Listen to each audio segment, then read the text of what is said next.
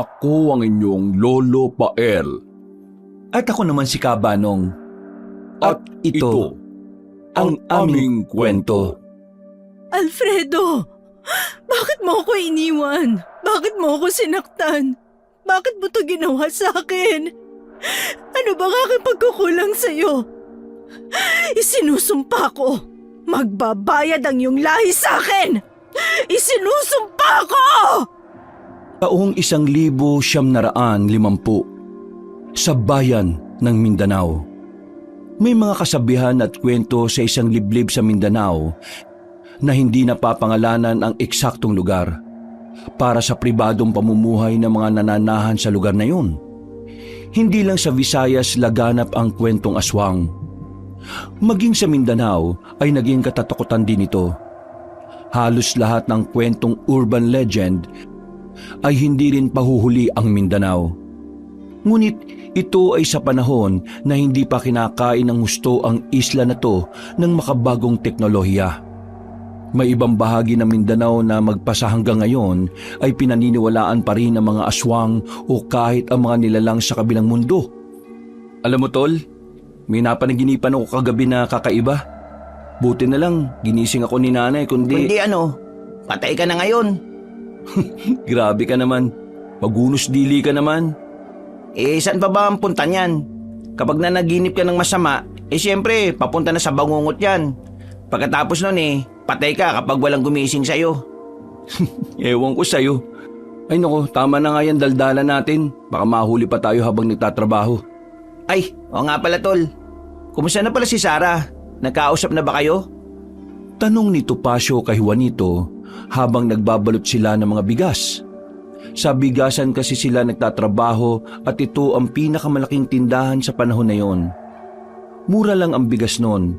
Isang salmon ay makakabili ka na ng 50 sentimos. Ganun pa kamura ang mga bilihin, ngunit mahirap lang hagilapin ang pera. Saglit na sumulyap si Juanito kay Topacio. Napabuntungin nga pa siya ng maalala sa isip ang babae. Hindi na kami nagkita buhat nang maghiwalay kami. Baka may iba na yun. Wala pa naman siguro. Sawari ko mahal ka naman niya Baka hindi lang niya kayang suwayin yung kanyang ama. Alam mo na, bata pa si Sarah Pero wala naman akong ibang hangad tol, kundi ang mahalin lang siya. Isa pa, hindi ko naman kailangan ng pera nila Kaya ko magtrabaho. Abay, alam ko naman yan tol.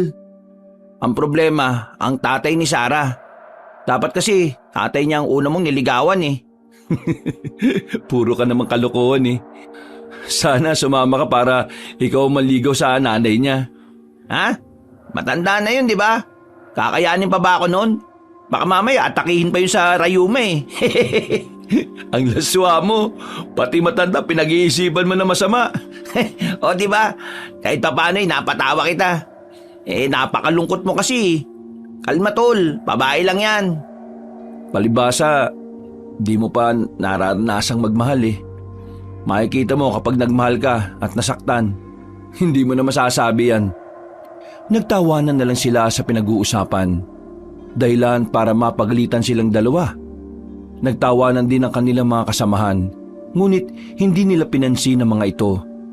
Nagpatuloy lang sila sa pag-uusap, sabay magtatawanan muli ng palihim. Sabay silang nananghalian. Meron silang pwesto na dalawa na madalas nilang kainan o tambayan kapag oras ng kanilang pahinga.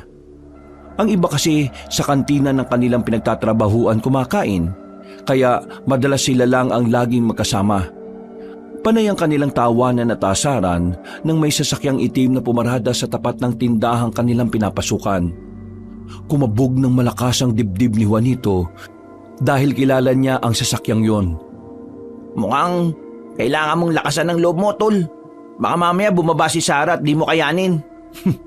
Tanggap ko na tol na hindi talaga para sa akin si... Hindi niya natapos ang sasabihin ng kinalabit siya ni Topacio. Napatingin naman kaagad siya sa lugar kung saan naroon ang sasakyan nila Sarah. Nakita niyang bumaba si Sarah at ang ina nito. Mas lalo itong gumanda sa kanyang suot na bestida.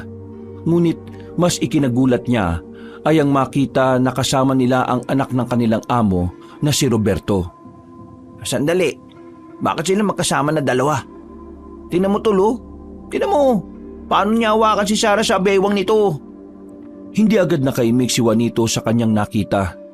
Tanging ang nasasaktan niyang puso ang naririnig niya. Maraming katanungan ng kanyang isip. Mga katanungan na alam niyang walang makakasagot kahit pa ang sarili niya. Tol, nakikiramay ako sa iyong pusong sawi ah. Ganyan talaga ang pag-ibig, tol. Hindi naman lahat masaya eh. Puro ka talaga biro kahit na kailan. Siguro sila talaga ang para sa isa't isa. Kasi pareho silang mayaman eh. Huwag ka na nga malungkot, tol. Darating din ang para sa'yo. Malay mo, tol, si Dina pala yung para sa'yo. Kung kayo na lang kaya ni Dina ang para sa isa't isa. Total, wala ka namang nobya. At para maranasan... Ha? Hindi na natapos ni Juanito ang sasabihin niya nang takpan ni Topacio ang kanyang bibig. Huwag mo nang ituloy. Baka marinig ka ng masamang hangin. Ulupong ka din ano? Kung ikaw ang marinig ng masamang hangin, bakit ba ayaw mo kay Dina ha? Alam mo tol, wala pa akong balak na maging dilubyo ang buong buhay ko. Isa pa, hindi pa ako handang magsisi sa mga desisyon ko eh. Natigil lang ang kanilang usapan nang dumaan si Dina. Napangiti pa ito sa kanila at kumaway. Silang dalawa naman ay parang napako sa kinauupuan habang nanlalaki ang mga matang nakatingin kay Dina. Mabait si Dina, ngunit hindi ito nabigyan ng magandang pisikal. Napakaitim nito't nakalabas ang kanyang mga ngipin. At kung umiti naman ito'y labas lahat ang kanyang gilagid. Ang buhok niya'y parang bunot ng nyog na di nasusuklayan. Ano kaya naging kasalanan ng mga magulang ni Dina, no? Saad ni Topacio nang makaalis na si Dina. Nagtaka naman si Juanito sa sinabi ng nakababatang kapatid. Oh, bakit naman? Anong klaseng tanong ba yan? Kasi naging ganyan ang itsura ni Dina eh. Pinangalanan pa nila ng Dina. Tuloy, Dina gumanda, Dina pumuti, Dina bigyan ng pag-asang magmahal. Huy, tarantado kang tao ka. Ginawa mo pang makasalanan ng magulang ni... Ay, naku, ikaw na tao ka. Kapag si Dina talaga ay pinagkaloob ng Diyos sa'yo, ang masasabi ko lang sa'yo, Dina, di na mapipigilan pa yung tadhana mo. Lagot ka talaga. Agad na kumatok si Topacio sa upuang kahoy, bagay na ikinatawa na lamang ni Juanito. Pasalamat lang siya sa Panginoon dahil binigyan siya ng Panginoon ng kapatid na palagi siyang pinapatawa. Kaya naman panandalian niyang nakalimutan ng problema. Dalawa lang silang magkapatid at pinalaki sila ng kanilang mga magulang na malapit sa isa't isa. Natapos na ang kanilang pahinga, kaya nagkayayaan na silang bumalik sa trabaho. Nagtatawanan pa sila habang pabalik, nang malayo pa lang ay nakita na ni Topacio si Sarah, kasama si Roberto. Agad naman niyang kinalabit si Juanito na ikinagulat nito. Tol, makakasalubong natin ang dati mong kasintahan. Lakasan mo loob mo ha. Magkunwari kang walang pakialam. Lalagpasan natin sila ng nakangiti ka. Uwa mo. Pero siyempre, huwag mong kalimutan na batiin ang amo natin Bullfrog. Natawa si Juanito sa huling sinabi ni Topacio. Kaya naman, tawa siya ng tawa hanggang sa makalapit sila sa dalawa. Napahinto naman sila't binati ang anak ng kanilang amo. Napatungo naman ang huli sabay akbay kay Sarah. Si Topacio naman at Juanito ay diretsyong naglakad. Napalingon pa si Topacio sa gawin nila Sarah at nakita niyang malungkot ang dalagang nakatingin sa kanila. Tol, ang galing mo kanina ha. Di ko akalain na magaling ka palang magpanggap.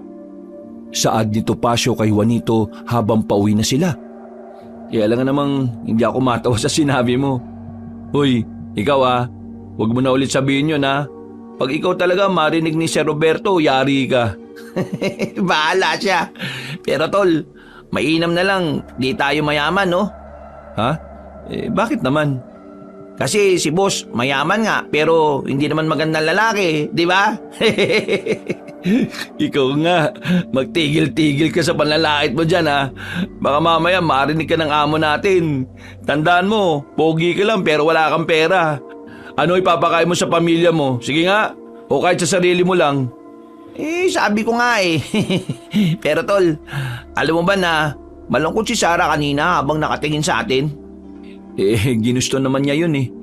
Hindi ko nakasalanang naging duwag siya. Sabagay, siya naman ang pumili sa tadhana niya eh. Isa pa, pareho kasi silang mayaman. Hayaan mo na yun. Uusad na lang ako sa buhay ko. Sa kwarto mo ulit ako matutulog tol ha, pwede ba? O bakit? Kailan ka ba hindi natulog dun? Kulang na nga lang, ilipat mo yung mga gamit mo dun sa kwarto ko eh. Nagtawanan na lang silang dalawa habang naglalakad pa uwi. Nadaanan pa sila ng sasakyan ni Sarah. Nakita nila pero nagkunwari silang walang nakita at nagkunwaring nag-aasaran at nagtatawanan. Alam nilang nakita sila ni Sarah, ngunit mas pinili nilang huwag na lang tingnan ng dalaga. Dating magkasintahan sina Juanito at Sarah. Maayos naman ang naging takbo ng relasyon ng dalawa. Lihim ang kanilang relasyon dahil ayaw ipaalam ni Sarah sa mga magulang ang tungkol sa kanila ni Juanito. Tsak na pagbabawalan siya ng mga ito dahil kabilin-bilinan na magtapos muna siya ng pag-aaral dahil siya ang bukod tanging magmamana ng mga naipundar na negosyo ng magulang niya. Kaya lang tumibok ang batang puso niya kay Juanito. Kaya naman malaki man ang agwat ng edad nila ay hindi yun mahalaga kay Sarah. Hanggang isang araw ay nahuli sila ng magulang na magkasama ni Juanito. Pagka-uwi sa bahay ay katakot-takot na pangaral at galit ang narinig niya mula sa mga magulang. Pinapili siya nito kung hihiwalin ba niya o hindi ang nobyo. Ayaw sanang pumayag ni Sarah pero ayaw lang din niya na alisin at mapag-initan sa trabaho si Juanito, kaya kahit labag sa kalooban niya ay pinili niya na hiwalayan ng lalaki. Kinabukasan ay kinausap niya nga si Juanito at agarang nakipaghiwalay dito. Tinanong pa siya ni Juanito kung ano ang dahilan ng pakikipaghiwalay niya. Nagsinungaling na lamang siya at gumawa ng alibay na hindi niya totoong mahal si Juanito. Sinabi rin niya na hindi pa siya handa sa seryosong relasyon dahil bata pa siya. Kitang-kita ni Sarah ang bumalatay na sakit sa gwapong mukha ni Juanito. Gustuin man niyang bawiin ang mga sinabi pero mas inisip niya ang kapakanan ng binata. Tiniis niya ang tripleng sakit na nararamdaman. Hindi niya ipinakita dito ang totoong nararamdaman para maniwala sa mga sinabi niya. Nagtagumpay naman siyang mapaniwala ang lalaki at yun ang simula ng panlalamig at pag-iwas nila sa isa't isa. Gabi-gabi ay iniiyakan ni Sarah ang pananakit na ginawa niya. Masaya na siya na tinatanaw na lamang niya si Juanito mula sa malayo pero ang totoo, hinahanap-hanap niya ang puno ng pagmamahal na titig nito sa kanya kasama na ang init ng halik at yakap nito. Kinagabihan, nasa bahay na nga sila Topacio. Napapailing naman na pumasok sa silid si Juanito, ang nakababatang kapatid na ipinagtataka naman niya. Iba rin ang trip ng mga matatanda dun sa labas eh oh. Mga aso nga pinag-uusapan. Ganyan talaga ang mga matatanda. Kaya ikaw, huwag ka kagad tumanda ah. Baka mamaya isa ka na sa kanila dyan sa labas. Loko. Mas matanda ka pa nga sa akin eh. Pero may iba tayo. Si Carlo ang pinag-uusapan nila na may 5 araw na daw nawawala. Ha? Si Carlo na anak ni Aling Becky? Saan nagpunta? Abay, yun na nga. Ang sabi, nangahoy lang. Tapos, ayun, di na nakabalik. Baka di kayang dalhin yung kahoy kaya ganun. Payatot nun eh. Kaso, 5 araw. Grabe naman ang pagka-malnourished nun. Ano yun? 1 oras ang hinto, kada hakbang? Malay mo naman, nakipagtanan na yun. Diyos ko, sino naman papatol kay Carlo mukhang sakitin. Kung ako ang babae, magkaalangan ako. Hindi naman lasinggero yung tao pero ang itsura kala mo laging lasing eh. Huy, ang sama mo talaga maglarawan. Ewan ko sa'yo. Mainam pa, matulog ka na't maaga pa tayo bukas. Natatawa na lamang si Topacio habang inaayos ang kanyang higaan, habang si Juanito ay tumalikod na lamang at lihim na inalala ang nangyari kanina sa trabaho.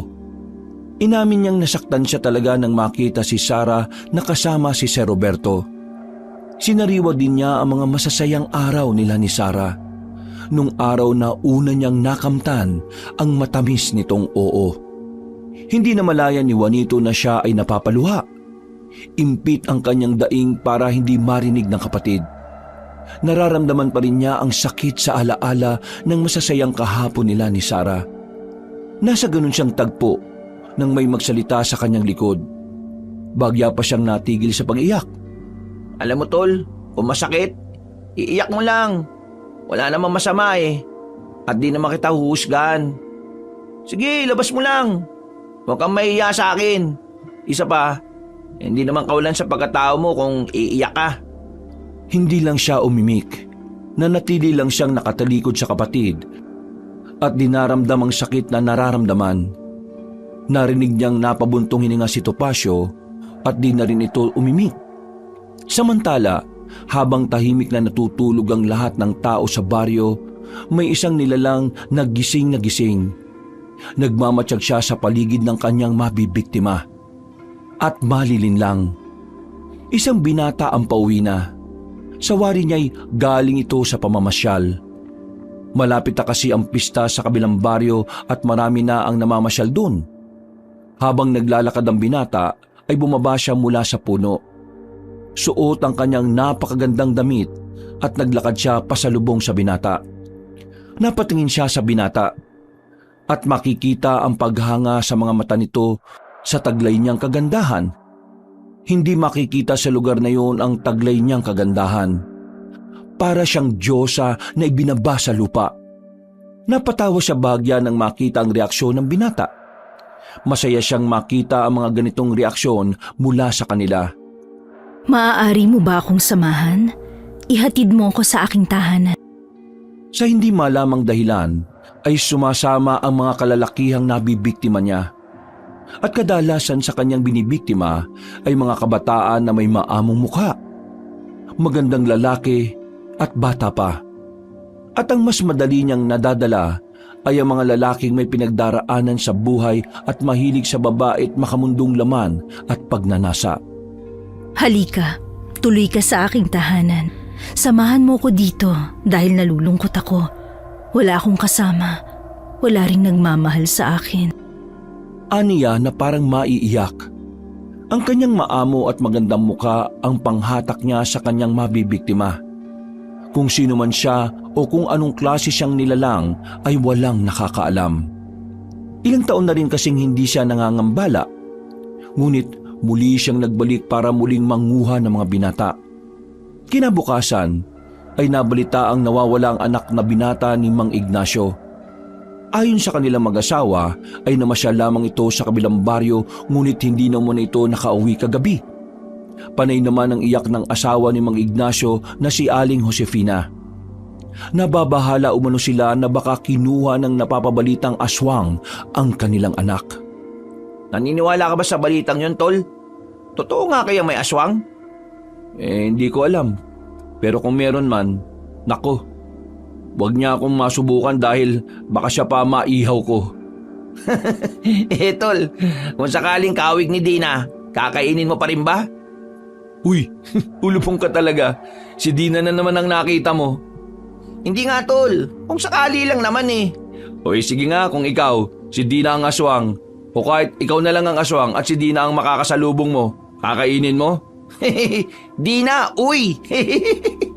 Salamat na lang. Itutulog ko na lang ang gutom ko. Pwede naman siguro yun eh, no? Loko ka talaga. Pag ikaw talaga, si Dina nakatuluyan mo. Sinasabi ko sa'yo, tatawanan talaga kita magdamag. Uy, Diyos ko, di ako pihikang tao, no? Di rin ako mabuti, pero wag naman po. Maawa po kayo. Wag po si Dina. Nagtatawanan sila habang papasok sa kanilang trabaho. Marami silang gagawin ngayon dahil Sabado kinabukasan at araw ng pahinga. Sabado at Linggo kasi ang pahinga nila. Sabi kasi ng kanilang amo ay ito ang oras para sa kanilang pamilya. Habang nagtatawanan sila at panay harutan ay nakasalubong nila ang nakangiting si Dina. Ay agad siyang lumipat sa tabi ni Juanito. Hi Juanito, hi Topacio. Magandang umaga. Ano naman ang maganda sa umaga? Kanina maganda. Ngayon, nagdidilim ang paligid. Agad namang siniko ni Juanito si Topacio. Huy, manahimik ka nga. Mamaya marinig ka niya. Saway niya sa kapatid, sabay ngiti kay Dina. Magandang umaga rin, Dina. Bati ni Juanito kay Dina na ikinangiti naman ng dalaga. Pagkunway, napatingin ito kay Topacio, dala ang ubod ng tamis niyang ngiti. Abay, titingin pa sa akin. Mabaging kapre. Ugutin mo na ako at ilubog na ako sa lupa. Saad ni Topacio, dahilan para mapatawa si Juanito. Magandang araw, Pasio. Pagbati ni Dina sa kanya. Napatango lang si Topacio at ngumiti bahagya. Ay, di mo man lang ba ako babatiin, Pasio? Nakakalungkot naman. Nanlaki naman ang mga mata ni Topacio habang nakatingin kay Dina. Samantalang si Juanito ay tumalikod at lihim na natatawa. Batiin mo daw si Dina. Nalungkot tuloy. Grabe ka naman, Pasio. Kahit isang hi lang di mo magawa. Saad ni Dina dahilan parang ngumuso siya. Nanlaki lalo ang mata ni Topacio habang si Juanito ay panayang tawa. Napatingin naman si Topacio kay Juanito na di napipigilan ng sarili na di matawa. Awang-tawa nga. Baka kabagang ka niyan. Naaliw lang ako sa inyo ni Dina eh. Ang cute niyong tingnan na dalawa. Talaga ba, Juanito? Tanong ni Dina na tila kinikilig pa. Napatawa naman si Juanito habang nakatingin sa nakakunot na noo ni Topacio habang nakatingin sa ginagawang pagpapakyut ni Dina. Hoy, tigilan mo nga yung ginagawa mo, Dina. Nakakaya. Magtrabaho ka na nga lang. Saad ni Topacio sabay alis. Napasimangot naman si Dina habang sinusundan ng tingin ng papalis na binata. Pasensya ka na sa kapatid ko ha, Dina. Crush ka kasi ni Topacio eh. Nahiya lang siya magsabi. Ha? Talaga, Juanito? Oo, huwag ka lang maingay at baka marinig ka. Baka maya yun. Basta, lihim lang natin na alam mo ha. Huwag ka papahalatang alam mo. Sige, Juanito. Pangako, lihim lang natin yon. Tinan mo nga si Dina oh. Alam mo naman, ikinaganda niya yung pag-iinarte niya. Alam mo, hindi mo kang kayuran ng nyug yung ngipin eh. Hoy, magtigil ka nga. Ikaw naman napaka-feeling gwapo mo. Tol, tingnan mo naman ako. Kung naging babae ako, di hamak naman na mas maganda ako kaysa sa kanya. Hayaan mo na si Dina. Pasalamat ka nga at inahangaan ka nung tao eh. Ganun? Eh di sa'yo na lang siya kung gusto mo. Hindi na no. Hayaan mo na lang siya sa'yo. Saad ni Juanito at sabay silang napalingon kay Dina. Nanlaki naman ang mga mata ni Topacio nang kindatan siya ni Dina at nag-flying kiss pa. Si Juanito naman ay panayang tawa dahilan para tampalin siya ni Topacio. Uy, Diyos ko, parang sinamaan ako ng tiyan ah. Ano ba nangyayari kay Dina? Parang sinapian ng malanding maligno. Ito naman, baka type ka lang. Kanina ka ba tawa ng tawa, tol ha? Ayos ka pa ba? Hindi ba maapdi ang tiyan mo sa kabag? Hindi naman. Ikaw ba, kamusta? Magsasalita pa sana si Topacio nang biglang lumapit si Dina. Nakangiwi namang napapatingin si Topacio sa dalagang tila naiihi sa harapan niya. Panay pa ang kindat nito na ikinatawa na lang ni Juanito. Eh problema ba yung mga mata mo? Pahipan mo kaya kay Juanito. Ikaw na. Ikaw naman ang unang nakaisip eh. Saad ni Juanito habang pigil ang tawa. Pasio, busy ka ba? Oo, busy ako. Kaya bumalik ka na sa trabaho mo. Ito naman, gusto lang sana kitang ilibre sa kantine. Sabay tayong kumain. Nakaramdam na matinding kilabot si Topacio.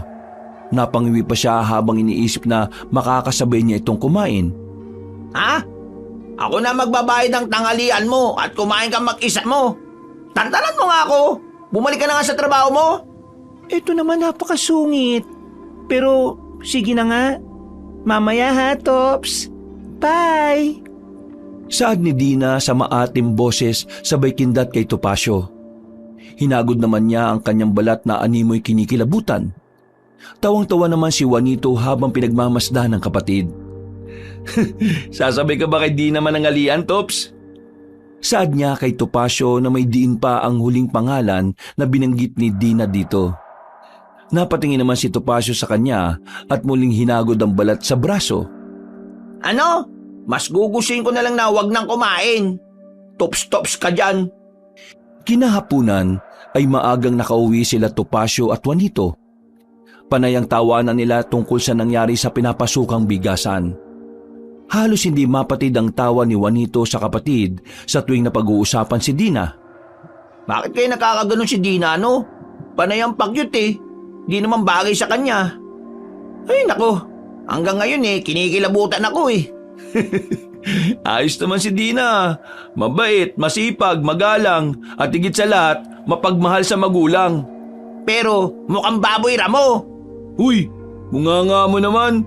Hindi tayo tinuruan ni tatay na manglait ng kapwa natin, ha? Natitiyak ko namang magugustuhan siya ni nanay eh. Ha? Anino? Para sa'yo? Siyempre, para sa'yo. Ano? Diyos kong mabaging langit. Tingnan mo naman ang lahi natin, tol. Tapos hahaluan mo ng laman lupa. Uy, sobra to kay Dina, oh. Ang malaga kasi mabait at masipag. Malinis pa sa bahay si Dina, napakasinop.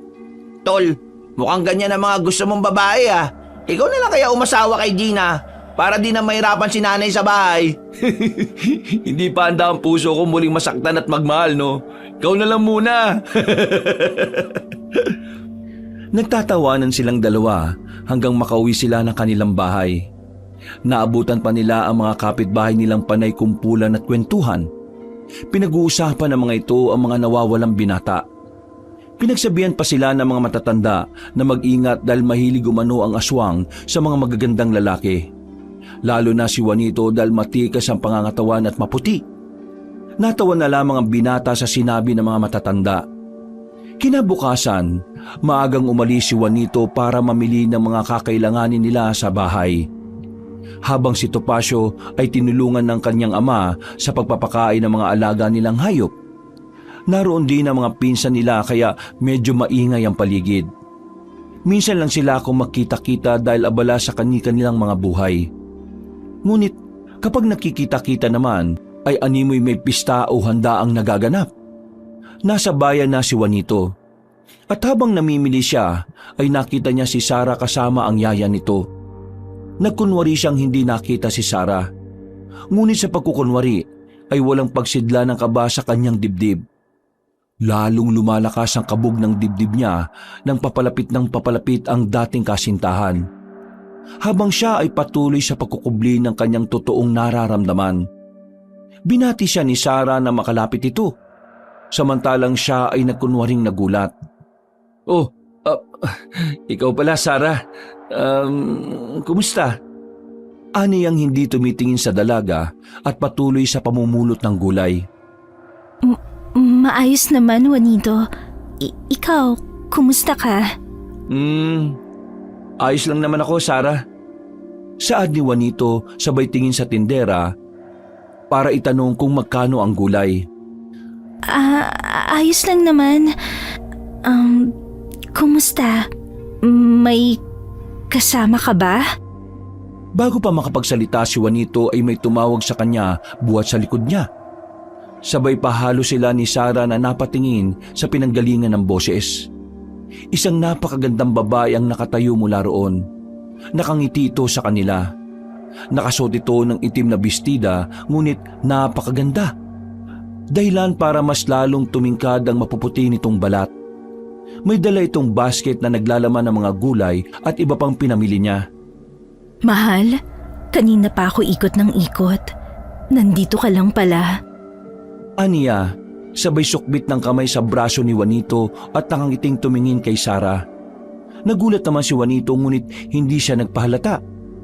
Mahal, kaibigan mo ba siya? Ako pala si Matilda, kasintahan ni Juanito. Ikinagagala kitang makilala. Nakangiting saad ni Matilda sabay abot ng kamay kay Sara. Napatingin naman ang huli sa kamay ni Matilda at nakangiting inabot ito. Sara pala. May kasintahan ka na pala, Juanito. Masaya ako para sa inyo. Saad niyang pilit ikinukubli ang sakit na nararamdaman. Salamat, Sara. Walang anuman. Sige, mauna na ako, Juanito. Mag-iingat ka. Umalis si Sara na nasasaktan. Pagtalikod niya ay agad na nag-uunahan sa pagpatak ang kanyang mga luha sa pisngi. Nagulat naman si Juanito sa bilis ng hakbang ng kanyang dating kasintahan. Halos sinabol siya nito ng kanyang kasambahay. Dati mo ba yung kasintahan? Napapitlag pa siya sa boses ni Matilda. Ngayon lang niya napagtantong kasama pa pala niya ito. Hindi na ito nakahawak sa kanyang braso ngunit nakangiti pa rin ito. Ha? Oo eh. Teka, paano mo pala nalaman? Dahil matagal na kitang pinagmamasdan. Ha? Anong ibig mo sabihin?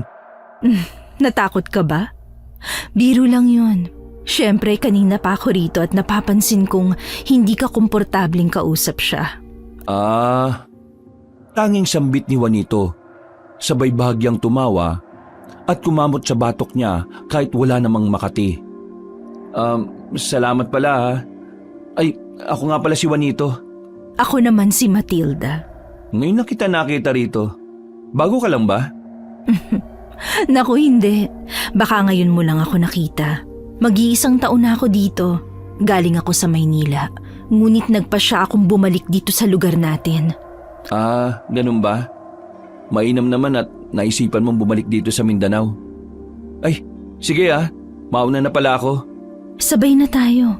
Baka mamaya madaanan ka pa ng dati mong kasintahan. Sinabi ko pa naman na magkasama tayo. Sabay na umuwi sila Matilda at Juanito. Hindi naman nainip si Juanito sapagkat magaan kausap si Matilda. Sa kabila ng napakahinhin nitong boses ay hindi ito nauubusan ng kwento. Nagiwalay lang sila ng daan at nagpaalaman na. Medyo nangunot lang ang noo ni Juanito dahil masyadong magubat sa lugar na pinuntahan ni Matilda. Pagdating niya sa bahay nila ay kaagad niyang ikinuwento sa kapatid ang nangyari. Maging ito ay nagulat at di makapaniwala. Lalo na nung sabi niya kung gaano kaganda ang babae. Sigurado kung nasaktan si Sara. Lalo na't ganun pala kaganda yung babae. Sabi naman sa iyo mahal ka pa rin ng tao Ano pang aasahan ko, di ba tol? May Roberto na siya. Di ba Tol? Mas maganda kang lalaki. Natawa naman si Juanito sa sinabi ni Topacio. Nasa ganun siyang tagpo nang may maalala siya. Ay, siya nga pala tol. Tanong ko lang doon ba sa gubat may mga bahay pa? Saan? Diyan sa may Patimog? Yung patay na daan? Oo. May mga bahay pa ba dyan? Hindi ako sigurado. Ang pagkakaalam ko napakagubat na riyan. Masukal pa. Bakit? Yung nakilala ko kasing babae kanina, doon nagpunta. Sabi niya doon daw siya nakatira. Ha? May bahay ba ron? Nakto, mukhang malabo yan. Masukal na kasi yung baging yun Ganun ba? Napakatapang naman yung babae kung ganun. At maganda pa. Uy, in love na ulit ang utol ko. Hindi naman. Nagandahan lang ako Isa pa, masyado pang maaga para dyan no? Wala namang masama kung magmahal ka ulit Binata ka naman Nasa ganun silang pag-uusap nang pumasok ang ina nila sa kusina. Kasalukuyan kasi silang nagluluto na dalawa. Nagulat pa sila nang sabihin nitong bumisita ang kanilang katrabaho. Nagkatinginan naman sila dahil sino namang katrabaho ang dadalaw sa kanila.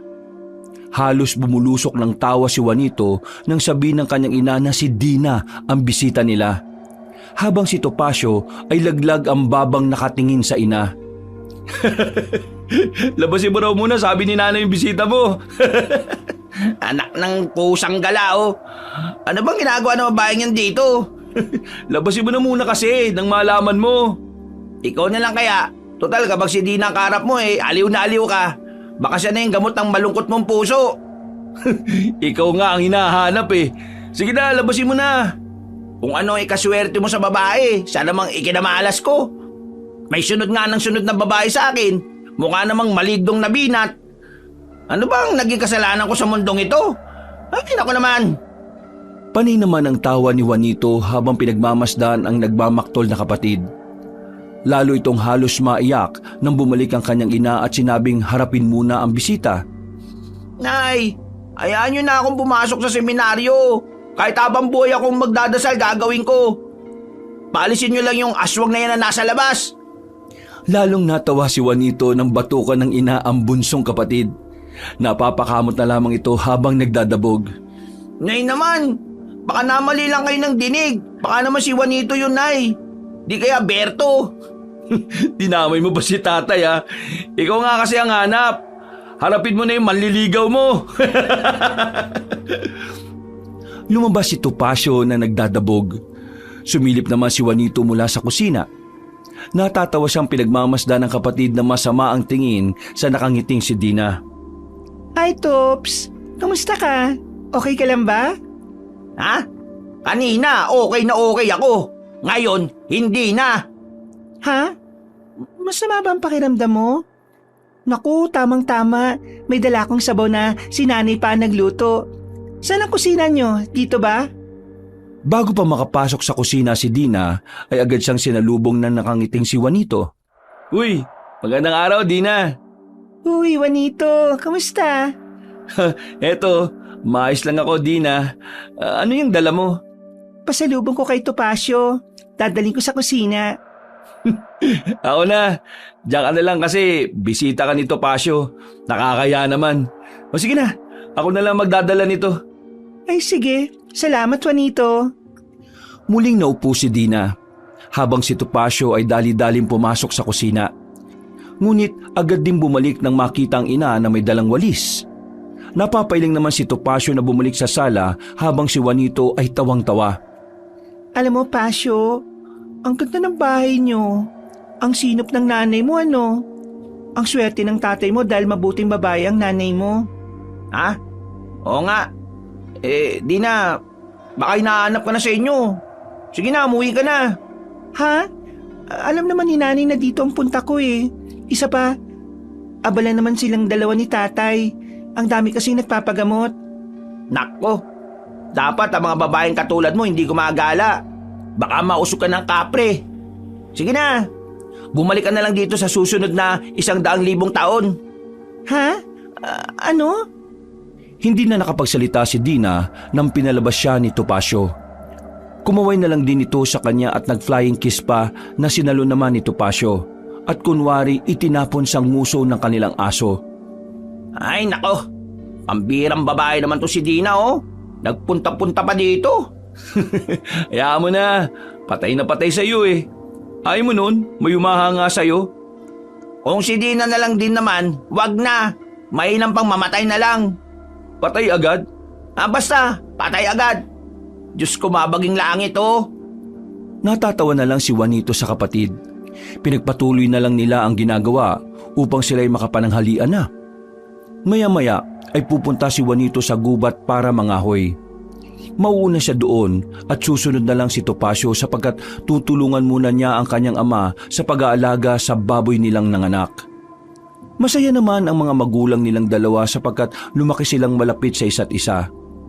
Ang madalas kasing ipayo ng kanilang mga magulang sa kanila ay sa mundong ito silang dalawa lang ang magkakampi.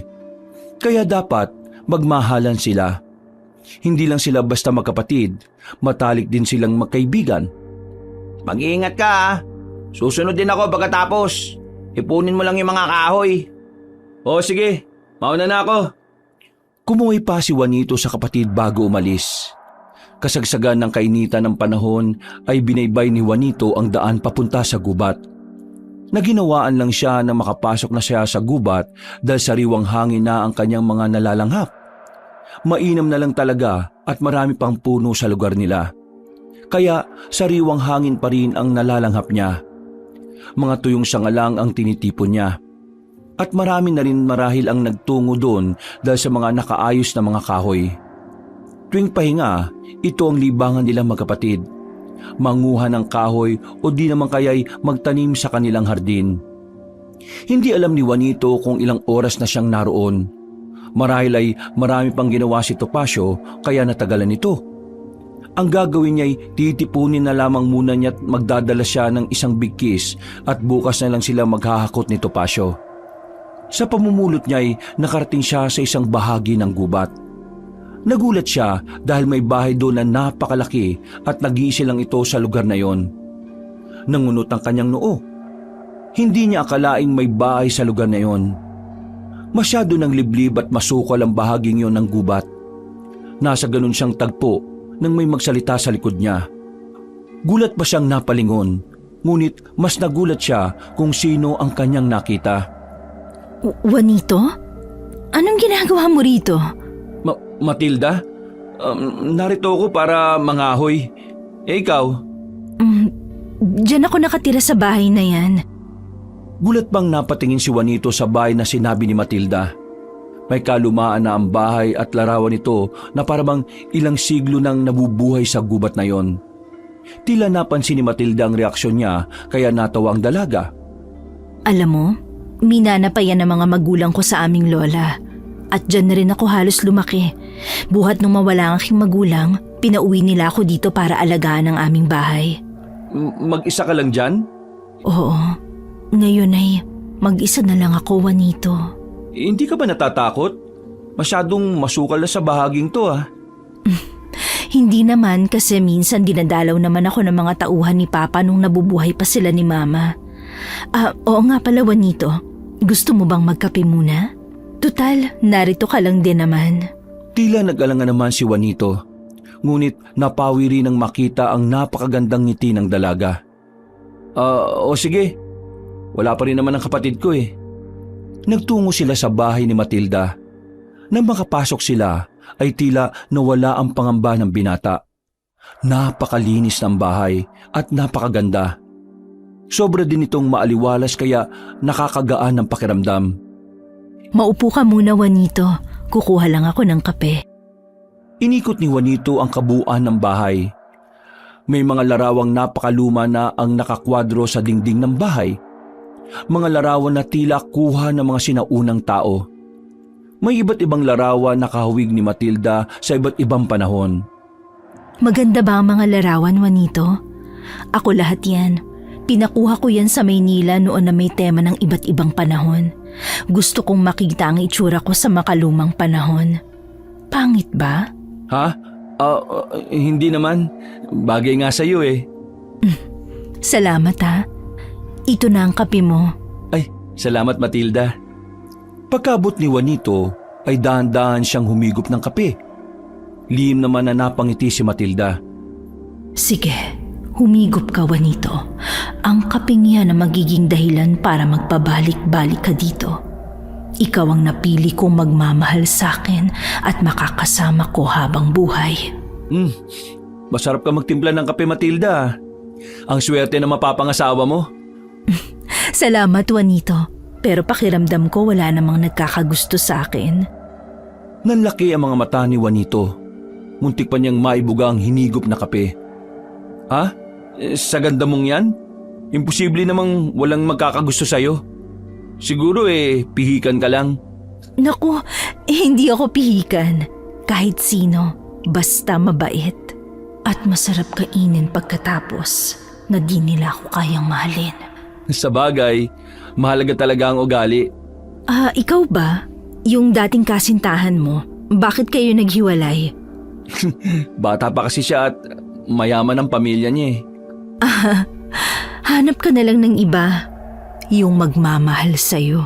Ang totoo umaasa pa rin ako na magbabalikan kami. Kasi para sa akin, siya lang ang babaeng mamahalin ko Nagbago bigla ang reaksyon ni Matilda. Naisip niyang hindi siya papayag na hindi mapa sa kanya si Juanito. Kailangang may magmahal sa kanya ng totoo para makalaya na siya sa sumpa. Nagpaalam na si Juanito kay Matilda. Masaya naman si Juanito dahil masaya namang kausap si Matilda. Sinabihan pa siya ng dalaga na kung gusto niya na makakausap ay maaari siyang bumalik sa bahay nito. Nagpasalamat naman si Juanito at kumaway sa dalaga. Tingnan lang natin, Juanito, kung gugustuhin mo pang mahalin ang dati mong kasintahan. Ikaw ay para sa'kin, Juanito. Akin ka lang. Saad ni Matilda habang hinahatid ng tingin ng papalayong si Juanito. Matagal niyang pinagmasdan ng binata. At sa unang silay pa lang niya sa lalaki ay agad na nabihag nito ang kanyang puso. Marami na siyang dinalang mga binata sa lugar na ito, ngunit lahat sila ay binigo siya kapag oras na nalalaman nila ang kanyang totoong pagkatao. Animoy ang tahanang ito ang kanyang naging kulungan ng napakahabang panahon. Oh, saan ka ba galing kanina, tol? Nag-alala ako sa iyo Hindi kita makita eh. Tanong ni Topacio kay Juanito kinagabihan. Alam mo, tol, may bahay pala talaga sa gubat at doon nakatira si Matilda. Ha? Yung babaeng maganda na kinukwento mo? Nasuyod ko na yung buong gubat, kakahanap sa iyo. Wala naman ako nakitang bahay doon Totoo nga, hinaya pa nga niya ako magkape. Imposible namang walang bahay doon. Naputo lang ang kanilang usapan nang tawagin sila ng kanilang ina. Dali-dali naman silang lumabas sa kanilang kwarto nang sabihin ng ina na may gustong itanong ang kapitbahay nilang si Aling Sol. Nang makalabas silang dalawa, ay nagtanong ang ginang kung nangahoy ba silang dalawa kanina na sinagot naman nilang nangahoy sila. Ani Aling Sol ay nangahoy din di umano si Raul ang anak niyang binata. Ngunit gabi na'y di pa rin ito umuwi. Matagal pa ang naging usapan nila tungkol sa mga nawawala. Ani Aling Sol, higit kumulang 100 binata na ang naitatalang nawawala mula sa iba't ibang lugar. Kinabahan naman ang kanilang ina kaya binilinan sila nito nang makalis na si Aling Sol na palaging mag-iingat. Ano yun, tol? Mga binata lang ang kinukuha na kung sino mang nangunguha na yon? Siguro, tol. Wala pa namang naitatalang kababaihan na nawawala. Kaya ikaw, tol, palagi kang mag-iingat. Ikaw ang mag-iingat ka mo. Kasi ikaw muntik nang mawala kanina. Kinabahan na nga ako ng gusto kung saan ka mahahanap Salamat, tol, sa pag-aalala. Kabilugan ng buwan, kung saan napakasariwa ng hanging namamayagpag sa kalupaan. Naglakad ang isang binata pauwi. Pakanta-kanta pa siya ng lumang musika habang naglalakad. Napahinto siya nang may babae siyang nakita sa patay na daan papunta sa gubat. Nakatayo ito doon at nagsasasayaw. Nililipad ng hangin ang kanyang pulang damit na lalong nagpapatingkad sa kanyang maputing balat. Napanganga siya nang makita kung gaano kaganda ang babae. Napangiti ito nang makita siya. Inilahad nito ang kamay na tila ba inaaya siyang sumama. Halika, sumama ka. Samahan mo ko ngayong gabi. Nalulungkot ako sa aking tahanan. Sa hindi malamang dahilan ay sumama siya. Tila ba nahipnotismo siya sa kagandahang taglay ng babae. Halika, sumama ka sa akin. Samahan mo ko ngayong gabi. Sumunod ka. Saad ng babae na parang tinatangay ang boses ng hangin. Ang binata naman ay agad na sumunod sa babae. Nang makarating siya sa pinakagitna ng gubat kung saan ay masukal na, ay ang kanyang mahabang sigaw ang maririnig sa gitna ng napakatahimik na gabi. Napabalikwas ang bangon si Juanito at pupungas-pungas siyang napaupo. Tila bigla niyang hinabol ang kanyang hininga. Napabangon din si Topacio sa gulat at agad na bumangon para kumuha ng tubig. Oh, tol, inumin mo. Pag-abot niya ng tubig sa kapatid nang makabalik na siya mula sa kusina. Nagpasalamat naman si Juanito at mabilis na nilagok ang isang basong tubig. Pakiramdam niya'y uhaw na uhaw siya. Para bang tumakbo siya ng napakalayo na nagdulot ng panunuyo ng kanyang lalamunan. Gusto mo pa ba ng tubig? Hindi na, tol. Salamat. Naupo si Topacio sa kanyang tabi at hinagod-hagod ang kanyang likod. Binabangungot ka na naman ba? Ano ba napanaginipan mo? Hindi malinaw Pero hindi ko alam kung ako ba yung hinahabol o ibang tao. Hinahabol daw ang tao sa panaginip ko ng nakakatakot na nilalang. Kakainin daw niya ito kapag hindi siya mahalin. Parang totoo talaga Ay nako, masama nga. Masyado pang malalim ang gabi, tol. Sige na, magpahinga ka na. Kinabukasan ay maagang nagising sila Juanito. At maaga pa lang ay ang mga nawawalang binata na ang usapan ng kanilang mga kapitbahay. Mababaka sa kanilang mukha ang pangamba dahil muling nagbalik ang nababalitang aswang. Ang aga ng balitang nawawalang mga binata. Saan ba kasi nagpupunta yung mga yon? Ang nakakapagtaka, tuwing gabi sila nawawala.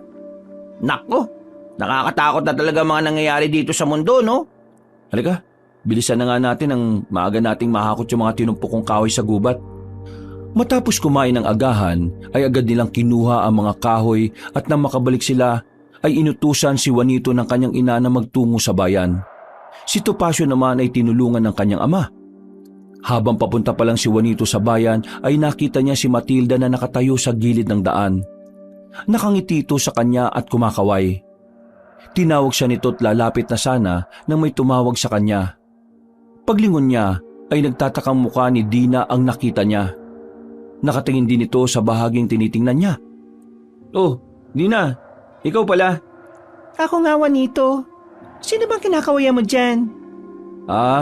Yung kaibigan ko si Matilda. Nasaan yun? Naku, ako ba'y pinagloloko mo? Wala naman ako nakitang may tao dyan. Nagtaasan tuloy yung mga balahibo ko sa'yo eh. Nandyan lang siya kanina eh. Kanina pa ako nakasunod sa'yo, no? Ngunit wala naman ako nakita na may tao dyan. At kanina pa kita tinatawag, hindi mo ako naririnig. Nagtaka si Juanito sa sinabi ni Dina. Alam niyang hindi siya nagkamali. Nakita niya si Matilda na kumakaway sa kanya. Napapailing na lamang si Juanito. Tahimik na lamang siyang naglakad hanggang sa makarating siya sa bayan. Sino naman, Juanito, yung papasok sa gubat na mag-isa? Lalo na't babae ka? Isa pa, wala namang bahay sa gubat na yun ah. Saad ni Dina nang sabihin sa kanya ni Juanito na may bago siyang kaibigan na nagngangalang Matilda at sa gubat na yun nakatira. Kinuwento din niya kay Dina ang mga kinuwento niya kay Topacio. Totoo nga, Dina. Napakalaki ng bahay niya at medyo may kalumaan na sa labas kung titingnan mo. Ay nako, nakakapangilabot naman yan. Basta ang pagkakaalam ko walang bahay dun eh. Kung totoo mang meron, hindi ba natatakot ang kaibigan mong yan sa lugar na yon? Lubang delikado para sa kanya ang tumirang mag-isa sa loob ng gubat. Sasagot pa sana si Juanito nung may tumawag sa kanya. Halos sabay pa silang napalingon. Sige Juanito, mauna na ako. Kailangan ko pang ipatahi tong damit ni tatay eh. Kita na lang tayo bukas ha. O sige Dina, ingat ka. Kumuway pa si Juanito sa papalayong si Dina. Napapakamot na lamang siya sa ulo habang hinahatid ng tingin ng dalaga. Nasa ganun siyang tagpo nang may kumalabit sa kanya. Bagya pa siyang nagulat saka napalingon.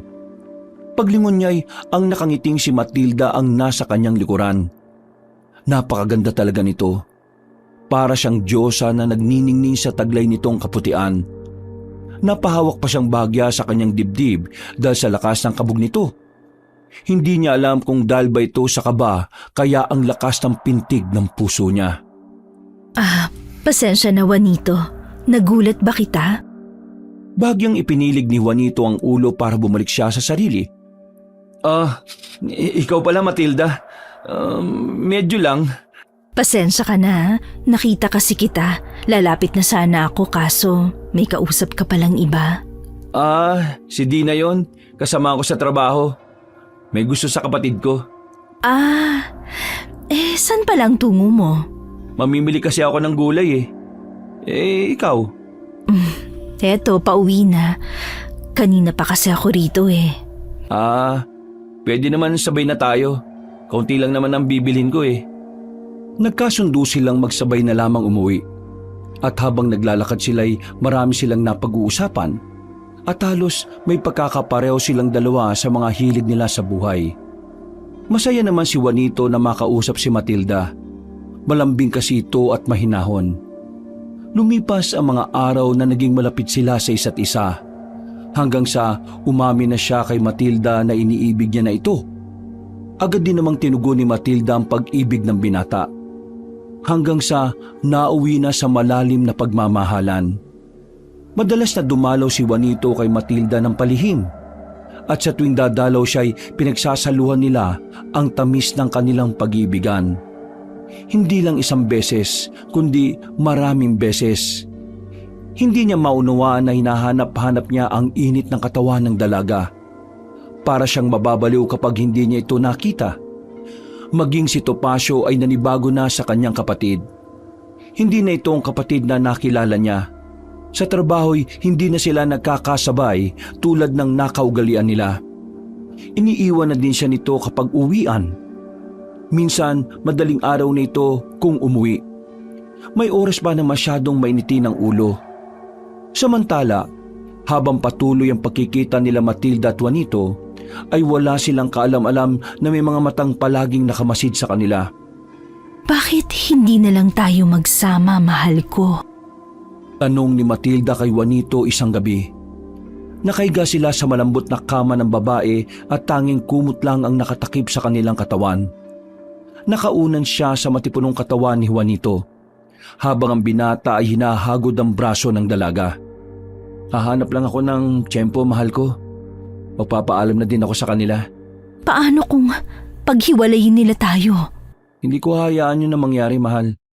Mababaliw ako. Ikaw lang ang babaeng nagbibigay sa akin ng kasiyahan at binibigay ang aking pangangailangan bilang lalaki. Kaya hindi ko kayang mawalay sa iyo. Lihim na napangiti si Matilda sa sinabi ng lalaki. Tila ba tumalab na ang kamandag ng kanyang kagandahan sa mga huwad nitong mga mata. Ngunit bigla ring naglaho ang kanyang mga ngiti nang maalala na kung mamahalin pa ba siya ni Juanito sa oras na makita nito ang kanyang tunay na anyo. Hindi ako papayag na iwanan mo ko, Juanito. Kahit habang buhay ko nang itago ang aking tunay na inyo, gagawin ko. Mahalin mo lang ako. Bakit hindi ka na umimik, mahal ko? Masaya lang ako, mahal ko. Masaya akong isiping pinili mo kung mahalin. Ko rin. Kailangan ko nang umuwi. Pero bago ko umalis pabaunan mo muna ako ng matamis mong halik. Muli nilang pinagsaluhan ng mainit nilang pagmamahalan. Ang kagubatan na tambuan ang piping saksi sa bawat palitan nila ng matatamis na halik. Madaling araw na makauwi si Juanito. At pagbukas niya ng pinto ay halos napasigaw siya sa gulat. Seryosong mukha na nakatayo kasi si Topacio sa harapan ng pinto na parabang inaabangan talaga siya nito. Oh, bakit ngayon ka lang, tol? Ay bakit? Sinabi ko ba maghintay ka? Ha? Medyo nagulat naman si Topacio sa inasal ni Juanito. Napabangon na din ang mga magulang nila nang marinig ang sigaw ng binata. Tinanong sila ng kanilang mga magulang kung ano ang nangyayari. Ngunit ang init ng ulo lang din ni Juanito ang sumalubong sa kanila. Nasigawan niya ang mga magulang, bagay na hindi niya nagagawa simula bata sila. Nagulat ang kanyang mga magulang. Maging si Juanito ay nagulat din sa kanyang ginawa. Nang mapagtanto ang kakaibang inasal, pinilit niyang mahimasmasan. Pasensya na, Nay, Tay. Hindi ko po sinasadya. Ano ba nangyayari sa iyo, tol? Nagtanong lang naman ako Hindi naman ako nakikipag-away. Nag-aalala kasi kami. Alam mo namang marami na ang binatang nawawala dito sa lugar natin, di ba? Pasensya na. Ayos na. Hindi naman ako nawala, di ba? Nakauwi naman ako. Ano? Kailangan bang mawala ka muna bago kami mag-alala? Isa pa, di na tayo nakakasabay kumain Minsan nauna ka pang umuwi. Tapos wala ka naman dito sa bahay. Saan ka ba nagpupunta? Sandali nga. Una, ano ba pakialam mo kung saan ako galing? Pangalawa, hindi sa lahat ng panahon tayong dalawa ang kailangan magsama. Matanda ka na, uy. Sanayin mo na sarili mo na ikaw na lang. Uy, ano ba nangyayari sa iyo, tol? Napakainit ang ulo mo. Di naman ako nakikipag-away sa iyo Inawat sila ng mga magulang at sinabing huwag na silang mag-away dahil madaling araw na. Hindi na lang din sila umimik. Masamang tinitigan ni Juanito si Topacio. Tinanggal niya ang kamay ng nakayakap niyang ina sa katumalikod. Doon ka sa silid mo matulog Ayaw na kita sa kwarto ko. Saad niya, saka pabalibag na isinara ang pinto ng kanyang silid. Napaupo na lamang si Topacio na walang nauunawaan sa nangyayari sa kapatid. Sinabi na lamang ng kanyang mga magulang na baka pagod lang sa trabaho ang kapatid. Hindi na niya sinagot ang magulang at inisip na lamang na pagod din naman siya. Dalawa naman silang nagtrabaho at nagpapasok ng pera sa pamamahay nila. Samantala, sa kabilang panig na kagubatan ay ang halakhak ni Matilda ang namamayani sa kanyang tahanan. Nasa isang silid siya kung saan naroroon ang kanyang mga bihag. Mga iyakan ng mga kababatang lalaki ang maririnig sa silid na yun. Mga binatang iniinom niya ang mga dugo upang mapanatili ang kanyang kagandahan at kung mamamatay ang mga ito'y kanyang pinapakain sa kanyang mga kalahi. Sige, Juanito. Magalit ka sa mga magulang at kapatid mo. Dahil sa alindog ko'y susuwayin mo sila at sasama ka na sa'kin. Saad niya, saka muling tumawa na malakas. Iyakan ang maririnig sa paligid na mas ikinagalit niya. Hinarap niya ang mga ito't sinigawan. Manahimik kayo! Para din kayong si Alfredo. Matapos akong angkinin at pagsawaan, iniwan din ako nung nalaman ang aking katauhan. Nang dahil sa kanya'y nabalot ng dilim ang aking buhay. Ani at umiyak siya tuwing naaalala ang kanilang kahapon ni Alfredo, ang lalaking kanyang minahal. Ito ang unang lalaki na minahal niya sa pinakaunang buhay niya. Kay Alfredo niya ibinuhos ang lahat ng kanyang pagmamahal.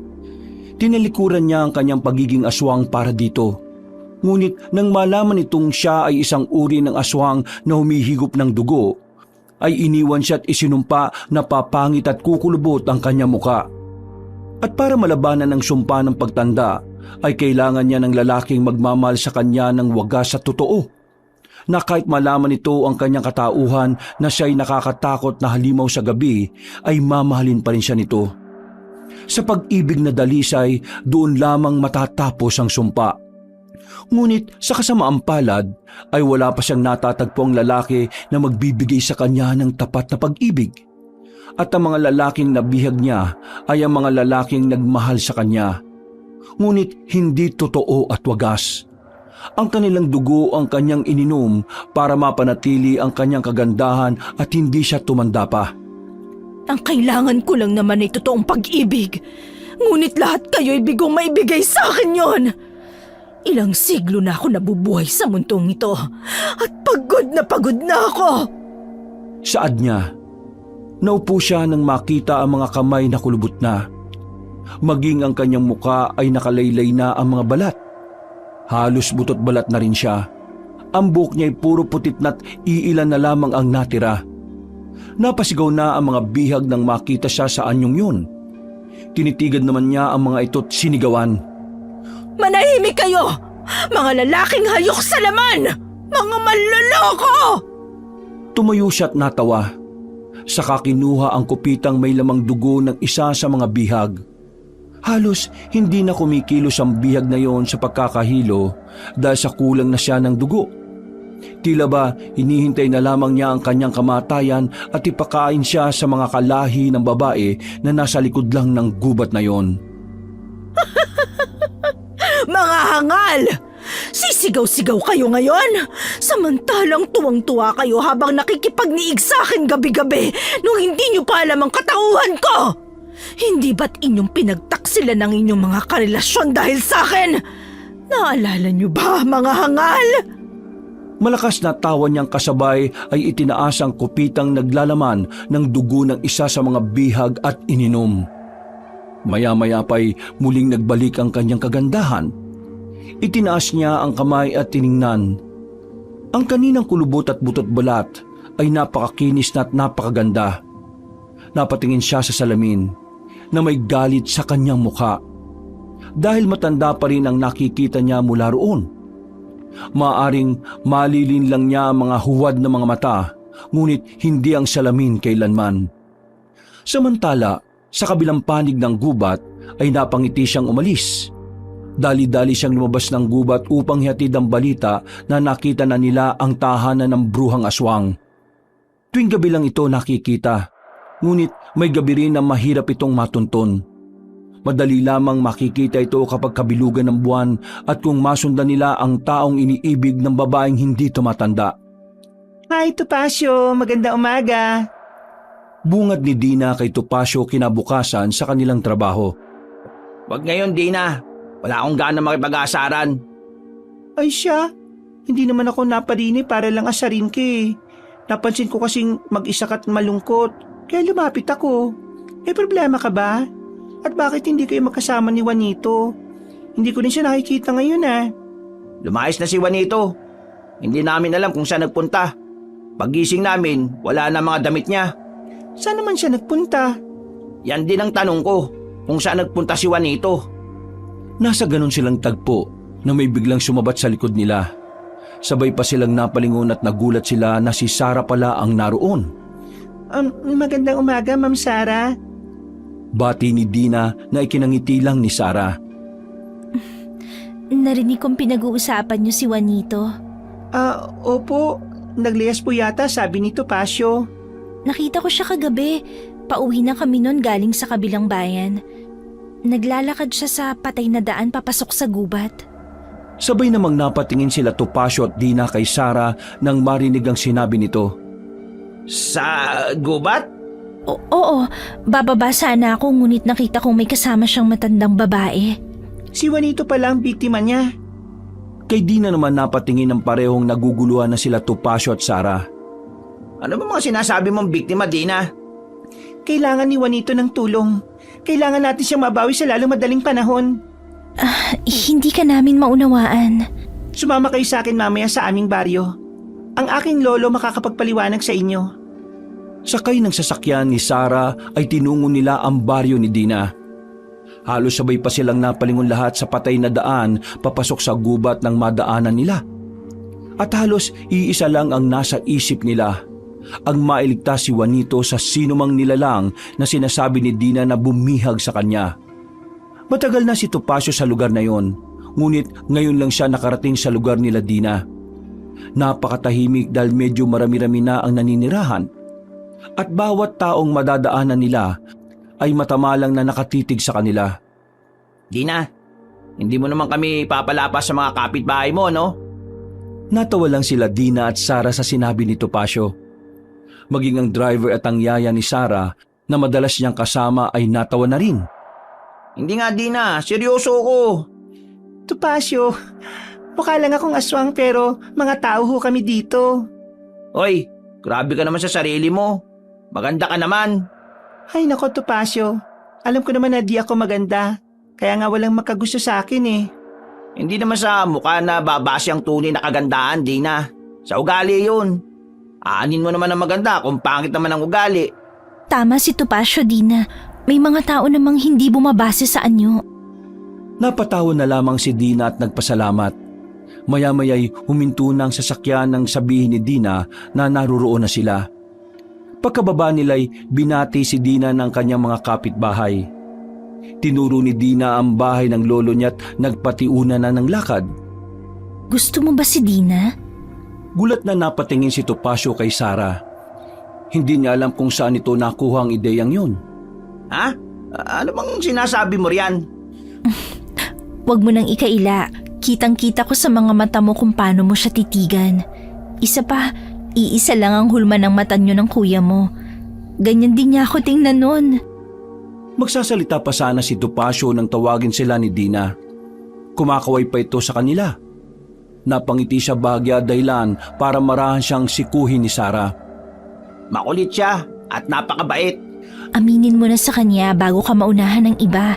Gusto pa naman ni Roberto yan. Napatingin naman si Topacio kay Sarah nang marinig ang sinabi nito. Nakaramdam siya ng kalituhan. Hindi ba't kasintahan mo yon? Pinsang buo ko si Roberto, no? At alam niya na dati kong kasintahan ng kuya mo. Ang kuya mo lang ang mahal ko, wala nang iba. Pinapalakas nga ni Roberto si Juanito sa aking mama na napakabait at napakasipag. Naku po, buong gabi pa namang iniyakan ni Juanito yun. Hoy! Ano bang hinihintay nyo? Halina kayo! Kaya ikaw, ligawan mo na yan bago ka maunahan ng iba. Ano naman laban ko kay Roberto, no? Malaki pa ang laban mo. Binasted ni Dina ang pinsan ko dahil may gusto daw siyang iba. At sigurado ako na ikaw yun. Magsasalita pa sana si Topacio nang biglang may humawak sa kamay niya. Nang tingnan niya ay si Dina. Biglang lumakas ang tibok ng kanyang dibdib nang hawakan siya nito. Maging si Sara ay natawa na lang sa reaksyon ni Topacio. Kanina ko pa kayo tinatawag. Tara na kayo't naghihintay na si Lolo Augusto. Saad ni Dina sabay hila kay Topacio. Natatawa namang nakasunod si Sara sa kanilang dalawa. Matagal na naming minamanmanan ang gubat na yan. Lalo na nung napapabalitang nakakawalaan na ang mga binata sa aming karatig bayan. Matagal lang na nahimik ang babaeng bruha na nangunguha ng mga binata. At ngayon muli siyang nagbalik. Saad ng lolo ni Dina na si Mang Augusto na isang albularyong taga-usig rin ng mga iba't ibang nilalang na nais makapanakit. Isa si Matilda sa kanilang misyon na matugis, ngunit bigo silang makita ito sapagkat wala pa itong napupuso ang lalaki noon na kanyang pipiliing mahalin. Lolo Augusto, paano po natin mababawi si Juanito? Kailangang magising si Juanito sa mahimbing na pagkakatulog. At ang makakapagpagising sa kanya ay tunay na pag-ibig. At ang makakapagpalantad sa babaeng bruha ng kanyang tunay na anyo ay isang salamin. Salamin ho? Bakit ho? Hindi kasi lahat ng nakikita ng ating huwad na mata ay totoo. Maaring malinlang ang ating mga mata. Ngunit hindi maaring malinlang ang salamin. Kayang ipakita ng salamin ang tunay na anyo ng mga nagbabalat kayo. Kailangan natin mabawi si Juanito. At gagawin namin ang paglusob sa pagsibol ng unang kabilugan ng buwan. Bukas ho ng gabi? Tama ka, Topacio. Sa tuwing kabilugan ng buwan lang makikita ang bahay ng bruhang babae. Nasama po ako. Gusto ko rin tumulong sa pagbawi kay kuya. Gusto ko malaman niya kung gaano ko siya kamahal. Sasama rin po ako. Napatingin naman sila kay Sara na seryosong nakatingin din sa kanila. Gusto ko ring malaman ni Juanito kung gaano ko siya kamahal. At wala nang mas dalisay pa sa pagmamahal ko para sa kanya. Ngunit iha, mapanganib ang gagawin namin. Kaya ko pong suungin anumang panganib. Mabawi ko lang si Juanito at maiparamdam sa kanya na tunay ang aking pagmamahal. Naunawaan ni Mang Augusto ang nais ni Sara. Kaya naman kasama ang buong baryo ay nagpulong sila ng kanilang magiging hakbang. Nagulat sila Sara at Topacio nang malaman nila na ang buong baryo ay lugar ng mga taga-usig ng iba't ibang nilalang. Isang kapangyarihan na pinamana na sa kanila ng kada henerasyon. Ang kanilang misyon ay tugisin ng mga nilalang na ang nais ay ang makagawa ng sakuna sa mga tao. Di rin sila makapaniwala na si Dina ay isa ring taga-usig ng mga iba't ibang nilalang. Handa na ba kayo bukas? Matinding laban ang ating kakaharapin. Kailangan sa misyong ito ay tibay at lakas ng loob. Handa na ako. Hahamakin ko ang lahat, mabawi lang si Juanito. Pero buong gabi mong pinaiyak si Juanito eh. Natawa naman si Sara sa sinabi ni Topacio. Kapag nabawi ko siya, hindi ko na siya paiiyaking muli. Ikaw naman Dina, mag-iingat ka bukas ha. Ikaw bukas sa mag-ingat kasi ako, sanay na ako sa ganito eh. Basta, mag-iingat ka ha. Mamahalin pa kita. Hindi nakapagsalita si Dina sa sinabi ni Topacio, habang si Sara ay pinapagpag ang sarili habang sinasabing nilalanggam na siya. Habang nagpaplano na ang grupo ni Mang Augusto, ang panig naman ni Matilda ay naghahanda na rin sa pagsibol ng buwan. Masayang masaya siya sapagkat nasa piling na niya si Juanito at masaya siya sa pinapakita nitong pagmamahal sa kanya. Juanito, mahal ko. Ang bahay na to ay sa'yo na. Lahat ng parte ng bahay na to maaari mong puntahan maliban sa 2 silid na yan. Bakit naman mahal ko? Ano bang meron sa silid na yan? Nagbago ang reaksyon ni Matilda, ngunit nagbago rin nang mapatingin sa kanya si Juanito. Bumaka sa kanyang muka ang ngiti na may kasamang lungkot na siya namang agad na pinag-alala ni Juanito. Ayos ka lang ba mahal ko? Pasensya ka na kung masyado akong mausisa ha. Alam mo kasi, mahal, ang silid na yan ay maraming alaala ng aking mga yumaong magulang. At isa pa, masyadong magulo sa silid na yan dahil matagal na panahon nang hindi nabubuksan. Itong isang pinto naman ay may mga kagamitan mula pa sa aming mga ninuno. Baka matabunan ka pa ng mga lumang kagamitan kapag binuksan mo yan. Ganun ba mahal ko? Saad ni Juanito na sinuri pa ang kabuuan ni Matilda. Sanang yung tungo, saan ka pupunta? Dito ka muna, mahal ko. Ako'y may pupuntahan lang. Dadalawin ko muna ang aking mga kamag-anak para imbitahin sa pagtitipon na maghaganap. Pagtitipon? Anong okasyon? Sasama na kita. Huwag na, mahal. Maiwan ka na lang dito. Gusto ko silang sorpresahin sa pagtitipon. Doon kita ipapakilala. Napangiti si Juanito at niyakap si Matilda. Nag-iwan pa ito sa kanya ng pinakamatamis nitong halik bago umalis. Pakiramdam ni Juanito ay naglalakad siya sa alapaap. Isang pakiramdam na ngayon lang niya naramdaman. Napaisip pa siyang napakaswerte niya at nakilala niya si Matilda. Nasabi pa niya sa kanyang sarili na di na siya magmamahal pa maliban kay Matilda. Kinabukasan ay nagpasya si Juanito na magtungo sa bayan. Hindi naman siya pinigilan ni Matilda. Sinabi pa niya sa babae na uuwian niya ito ng pasalubong, bagay na ikinatuwa naman ng huli. Hinagkan muna niya ang babae at niyakap bago umalis. Habang papalayo siya ay kumakaway pa siya sa dalaga. Nang makarating si Juanito sa bayan, ay agad siyang namili ng mga bibilhin niya. Ilang araw na rin siyang hindi pumapasok sa trabaho at umuwi, ngunit hindi man lang siya nakakaramdam ng pag-aalala. Habang abala siya sa pamimili, ay may tumawag sa kanya. Agad naman siyang napalingon at nagulat papahagya nang makita kung sino ang tumawag sa kanya. Juanito, ikaw nga. Ikaw pala, Sarah. Kumusta? Juanito, balita ko, hindi ka na daw umuwi sa inyo. Nag-aalala ang pamilya mo. Maayos lang ako. Sa bahay na ako nang mapapangasawa ko naninirahan eh. Tila punyal na tumarak sa puso ni Sarah ang mga salitang sinabi ng lalaki. Nakaramdam siya ng sakit sa isiping may mahal na itong iba. Mapapangasawa? Ngunit sino? Walang reaksyon siyang nilingon ni Juanito. Medyo nagulat pa si Sarah sa paraan ng pagtingin ni Juanito sa kanya.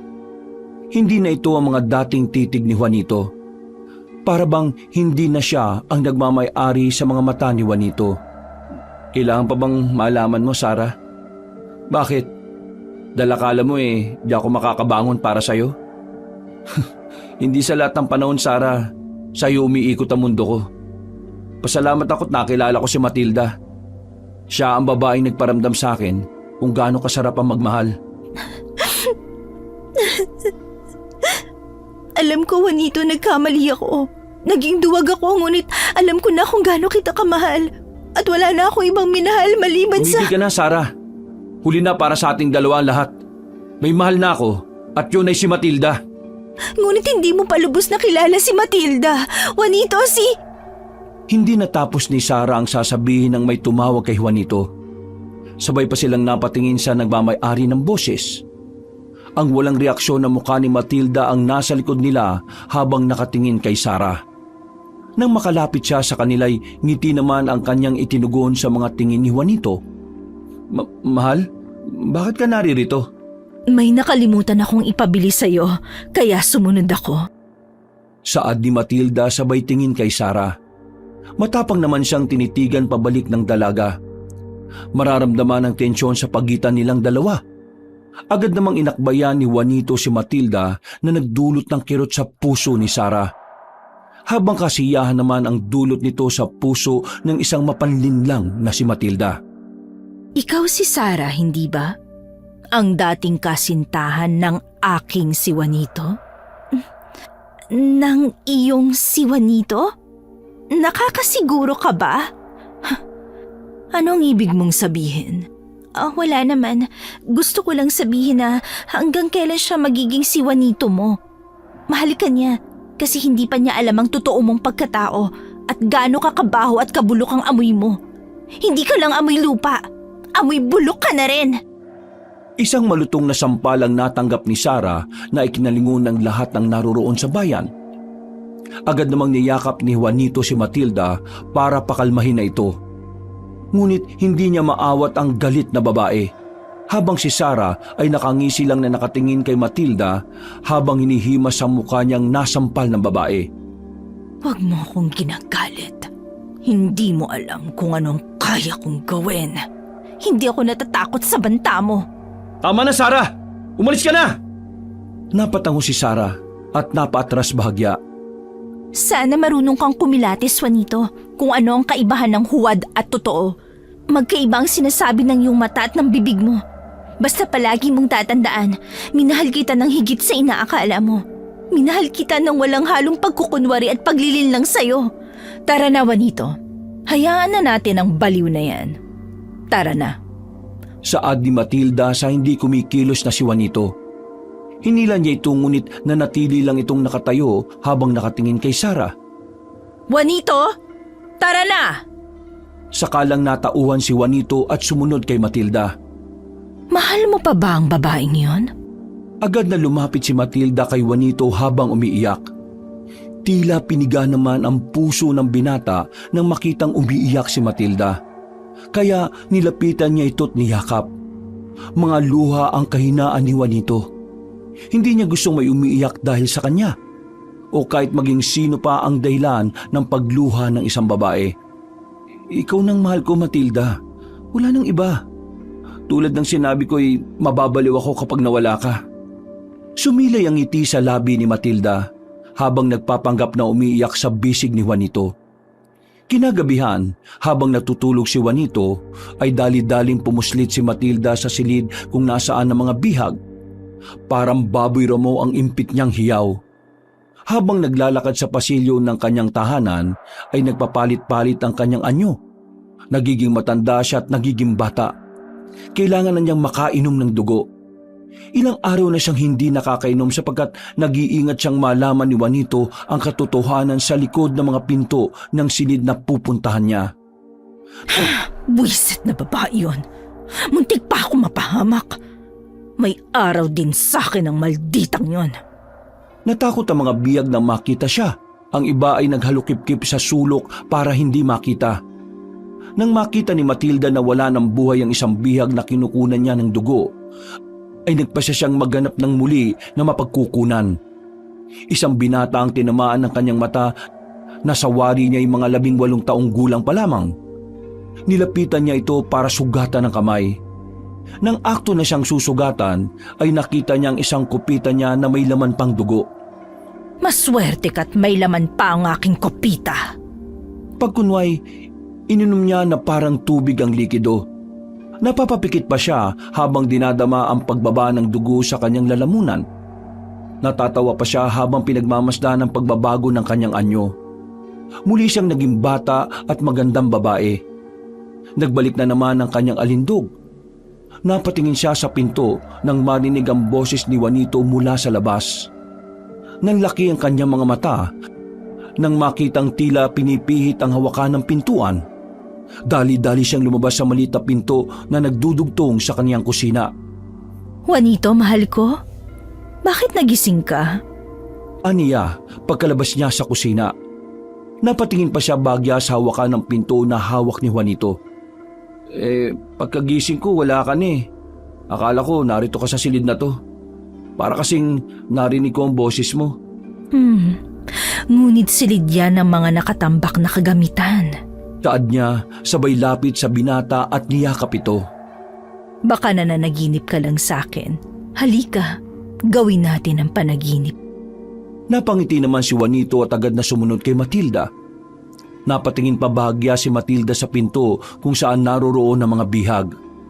Pumasok sila sa kanilang silid at pinagsaluhan ng matamis nilang pagmamahalan sa ilalim ng napakalamig na gabi.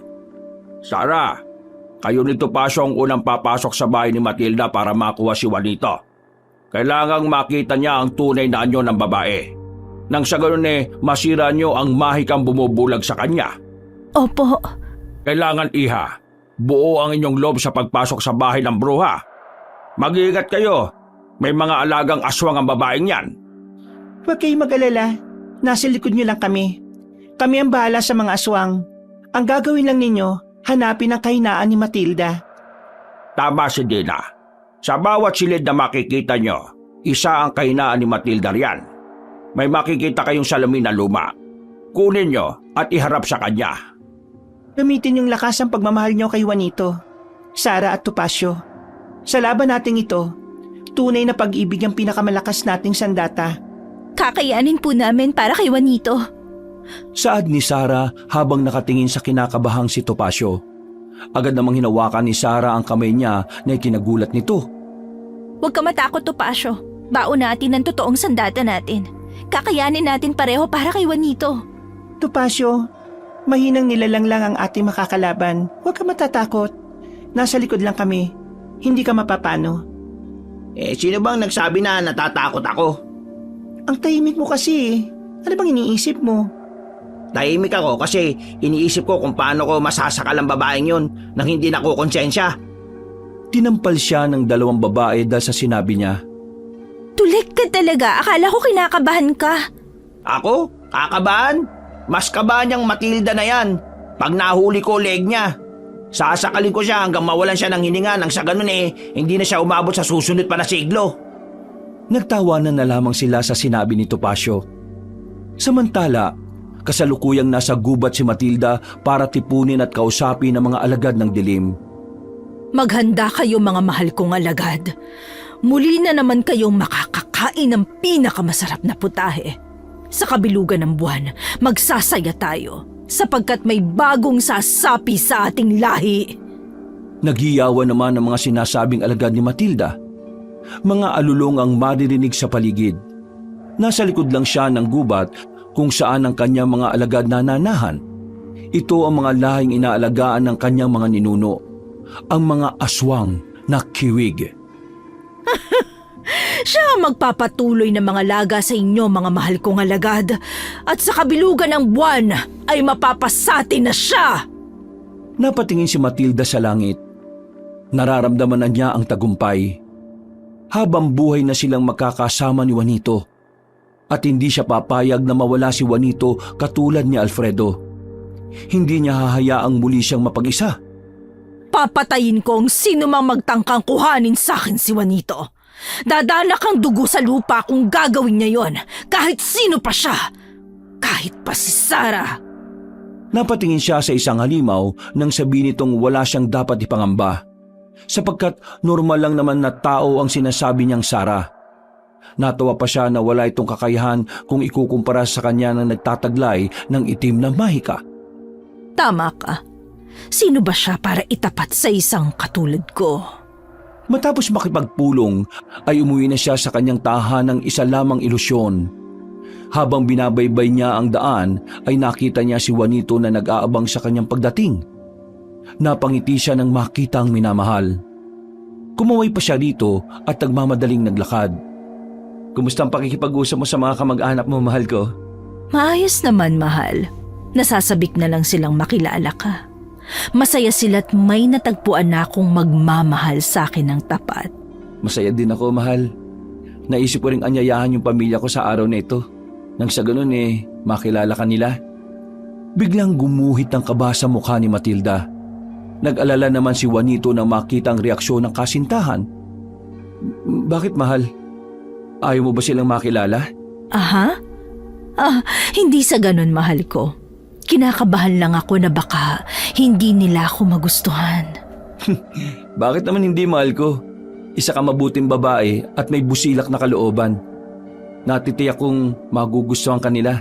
Mabuting babae ba ako sa iyong paningin, Juanito? Busilak ba talaga ang aking kalooban? Kung hindi ako magugustuhan ng pamilya mo, ipapahamak mo lang sila. Sapagkat ang lahat ng sasagabal sa ating pagmamahalan ay ipapakain ko sa aking mga alaga. Ayos ka lang ba, mahal ko? Oo, ayos lang ako, mahal ko. Tara na sa loob ng ating tahanan at malamig na dito sa labas. Magkakabay silang pumasok sa loob ng bahay ni Matilda. Hinagkan pa siya ni Juanito sa kanyang ulo na kanyang ikinangiti. Dumating na ang araw ng pagtutuos. Handa na ang panig ni Mang Augusto. Abala ang lahat ng sasama sa pakikipaglaban. Ang mga babaeng antingera kasama na si Dina ay inihanda ang kanilang kagamitan. Ang ibang kababaihan ang maiiwan sa baryo para magdasal. Ang iba naman ay palilibutan na nila ang gubat para manalangin. Wala ring kaalam-alam si Matilda na habang abala siya sa pangaakit kay Juanito, ay abala rin si Dina sa pagtatanim ng mga mutya sa paligid. Matamang nakatitig si Topacio kay Dina. Hinahangaan niya ang tapang ng dalaga. Ngayong mas nakilala na niya ng gusto si Dina, ay pakiramdam niya ay mas lumalalim ang paghanga niya para dito. Baka naman matunaw si Dina. Ha? Sino bang may sabing sa kanya ako nakatingin, no? Huwag ka nang magkaila. Huli ka na eh. Alam mo, ganyan din ako tingnan ni kuya mo nung 17 taong gulang pa lang ako. Alam ko, kasi nga sabi ko iisa lang ang hulma ng mga mata niyo. Bakit mo pala sinaktan si kuya? Bata pa ako noon, wala pa akong lakas ng loob. Ngayon handa na akong sumugal at hamakin ng lahat, mabawi lang ang kapatid mo. Natigil lang sila sa pag-uusap nang tawagin sila ni Dina. Handa na ba kayo? Sabay namang napatango sila Topacio at Sara. Isuot nyo ito. Huwag niyong ihiwalay sa mga katawan nyo. Manalangin lang kayo't magtiwala sa Panginoon. Hindi niya tayo pababayaan. Ikaw din, Dina, ha? Mag-iingat ka. Liligawan pa kita pagkatapos. Biro ba yan? Seryoso ko, no? Hindi mo ba nakikita mukha ko? Hindi ako magandang babae. Hindi naman ang pisikal mo ang nakikita ko eh. Kundi ang kalooban mo, Dina. Isa pa, gusto ka nila nanay at tatay eh. Masarap ka daw magluto at mabait. Natawa na lamang si Dina at sinabing pag-uusapan na lang nila ang bagay na yon pagkatapos ng laban. Napapaligiran na ng mga taga-baryo nila Mang Augusto ang gubat. Nagkubli ang mga mananalangin. Ang mga lalaban naman ay naganda na at isa si Dina sa makikipagdigma. Hinihintay na lamang nila ang pagsibol ng unang kabilugan ng buwan. At hinihintay nila ang hudyat ni Mang Augusto. Handa na ba kayo, Sara, Topacio? Sabay namang nagwika sina Sara at Topacio na sila ay handa na. Alam kong kaya nyo. Huwag kayo mag-alala. Nasa paligid lang ang mga sinugo ng kalikasan. At narito lang kaming nakaalalay sa inyo. Salamat po. Topacio, manalangin muna tayong dalawa para kasama natin ang Diyos pagpasok sa bahay na yan. Napatingin sila sa bahay na mas naging klaro sa kanila. Nalalapit na kasi ang kabilugan ng buwan at mas nagiging klaro ang bahay para sa mga taong maliligaw at magiging bihag. Panginoon, alam ko na hindi kami kasing lakas ng nilalang na nasa loob ng bahay na yan. Ngunit nababatid naming mas malakas ka kahit kanino man. Gabayan mo po kami, Ama. Magliwanag ka po sa aming mga buhay. Ipakita mo po ang iyong kapangyarihan sa nilalang sa loob na may masamang hangarin. Ipakilala mo, Panginoon, ang iyong sarili sa Kanya. Na ikaw ang hari ng mga hari. Na maging ang mga demonyo ay napapaluhod mo. At masambit lamang ang pangalan mo ay nanginginig na sila. Ikaw na pong bahala sa amin ni Sara, Panginoon. Nagtitiwala po kami sa inyo. Ito lamang po ang aming panalangin. Sa tanging pangalan ng bugtong na anak po ninyo, na tunay na buhay at hari na si Jesus. Amen. Agad silang tumakbo papasok sa bahay ni Matilda. Panay pa ang senyasa nila na magdahan-dahan sa pagtakbo para di marinig ni Matilda. Dahan-dahan nilang binuksan ang pinto at maingat na pumasok sa bahay ng bruha. Magsihanda na tayo. Anumang oras ay magaganap na ang madugong labanan. Tulad ng dati walang maawa, sapagat mapanlin lang ang mga anak ng dilim. Napatango naman ang mga kasama nila at naghanda na. Mas inihanda pa nila ang mga sarili nang makitang nakapasok na sina Sara at Topacio sa loob. Talasan mo ang pakiramdam mo. Masyadong tahimik ang paligid. Unahin nating hanapin ang silid na may kahinaan ni Bruha. Nasa ganun silang tagpo nang makarinig sila ng impit na sigaw. Nakatinginan pa sila at dahan-dahan lumapit sa pinto kung saan ito nanggagaling. Dito nanggagaling. Napatingin si Sara sa katabing pinto at tila ba nararamdaman niyang may humahatak sa kanya na pumasok sa loob. Tingnan mo ko noong nasa loob. Titingnan ko rin dito sa kabila. Mag-iingat ka. Ikaw rin mag-iingat ha. Huwag kang papahuli. Magbabalikan pa kayo ni Kuya. Dahan-dahan nilang ipinihit ang doorknob ng pinto at pumasok. Nang makapasok si Topacio ay halos masuka siya sa kanyang mga nakitang patay na katawan. Halos umaalingaso na ang mga nabubulok nilang bangkay. Napatingin siya sa kaliwa na may humingi ng saklolo. Nakita niya mga bihag na pawang lahat ay mga kalalakihan. Huwag kayong mag-alala. Ilalabas ko kayo. Ang baho naman dito. Sinabihan siya ng mga bihag na mag-iingat sapagkat pabalik na ang bruha. Agad niyang pinagbubuksan ang mga kulungan nila at pinalabas sila. Halos matamlay na ang iba dahil wala ng kain. Ang mga masisiglap ay sinabihan nilang alalayan ng mga wala ng lakas. Sinabi niyang magdahan-dahan sila at binili ng paglabas nila ng pinto ay diretso lang ang takbo. May nakaabang na tulong sa kanila sa labas. Nang akto ng bubuksan ni Topacio ang pinto, ay malakas na sigaw ang kanyang narinig dahilan para maganda na rin ang mga nasa labas. Tinipon ni Topacio ang mga bihag sa iisang lugar. Sino kang lapastangang pumasok sa aking tahanan? Paano kang nakapasok dito? Ha? Dito sa pinto. Alam nga naman, sa bintana ako dumaan. Pilosopo! Hindi ako nakikipagbiruan. Magbabayad ka sa kalapastanganan mo! Magiging hapunan ka rin ng aking mga alaga! Wala akong dalang pera eh. Pwede ba utang? Ginagalit mo ba ako? Sigaw ni Matilda dahilan para lumabas si Juanito na mula sa kanilang silid ay nagtataka kung bakit sumisigaw si Matilda. Mahal, anong... Ha? Topacio? Anong ginagawa mo rito? At sino mga yan? Kuya, umalis na tayo dito. Ang mga lalaking to'y biyag ng babaeng yan. Siya ang nangunguha ng mga nawawalang binata. Mahal! Nagsisinungaling ang taong yan. Balak niya tayong paghiwalayin. Kuya, buksan mo ang mga mata mo para makita mo katotohanan. Huwag ang babaeng yan. Isa siyang matandang nabubuhay, ilang siglo na nakakaraan. At ang mga lalaking to ang kanyang biyag. Sinungaling! Balak mo lamang kaming paghiwalayin ng kapatid mo! Balak mo na sirain kami! Minahal ka lang na kapatid ko dahil nilinlang mo siya.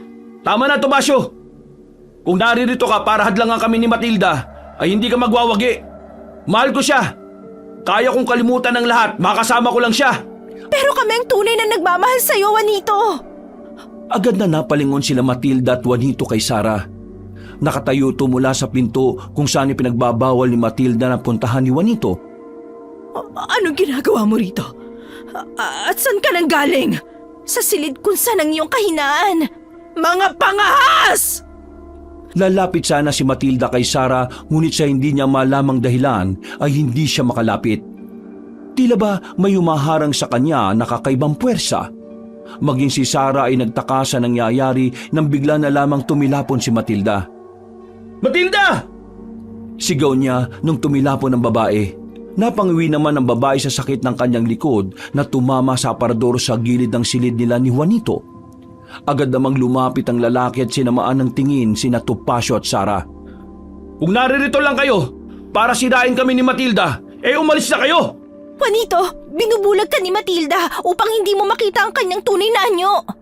Juanito, patawarin mo ko kung naging duwag akong ipaglaban ka. Ngayon handa na ako, Juanito, na ipaglaban ang pagmamahal ko sa'yo. Kuya, alam ko na naririnig mo ako. Kumising ka. Nagkasakit na si nanay dahil wala siyang tulog kakahintay sa'yo. Mahal na mahal ka ni tatay at tinanay. Kahit ako'y napabayaan na nila kakaisip sa'yo eh. Ako ito, si Juanito. Kuya, namimiss na kita. Pakiusap, pumalik ka na. Please. Mahal ko, huwag kang makikinig sa kanila. Sinisira nila tayo. Juanito, bumalik ka na sa amin. Hindi ko kakayaning mawala ka pang muli. Mahal na mahal kita. Hahamakin ko ang lahat, masunod ko lang ang puso ko. Juanito, mahal kita! Tumigil na kayo! Hindi niyo ako malilinlang. Si Matilda ang mahal ko! Kung ganon, Juanito, tingnan mo kung mamahalin mo pa siya. Iniharap ni Sara kay Matilda ang salamin. Napasigaw ang babae habang tinatakpan ng kanyang muka. Umusok pa ito habang sumisigaw na malakas. Hinawakan pa siya ni Juanito at tinanong kung ano ang nangyari. Ngunit nang magtaas ng tingin si Matilda ay natumba si Juanito nang makita kung gaano kapangit at nakakatakot ang mukha ni Matilda. Ha? Aswang! Aswang! Saklolo! Aswang! Mahal ko, ako to si Matilda, ang babaeng minahal mo't kasalo sa isang higaan. Lumayo ka! Lumayo ka, Aswang! Topacio, sige na, dalhin mo na si Juanito at ang mga bihag. Ako na bahala rito. Hindi, sabay tayong lalabas lahat. Tara na! Sige na, susunod na ako. Tatapusin ko lang ang bruhang to. Babalikan kita! Saad ni Topacio sabay hablot kay Juanito na takot pa rin. Nagsisisigaw naman si Matilda, dahilan para maglabasan ng mga aswang na kiwig. Ngayon na! Alalayan ang mga lalabas sa bahay! Naglabasan ng mga kasama nila Mang Augusto at nakipagdigma sa mga aswang na kiwig. Si Dina naman ay tumakbo nang makita sila Topacio na palabas. Sinenyasan niya ang mga kasamahan na alalayan siya sa daan. Hila-hila ni Topacio ang kapatid na panay ang sigaw ng aswang. Dahil sa bigat ni Juanito ay tumulong na rin ang ibang bihag na hilahin siya. Bilis! Bilisan niyo!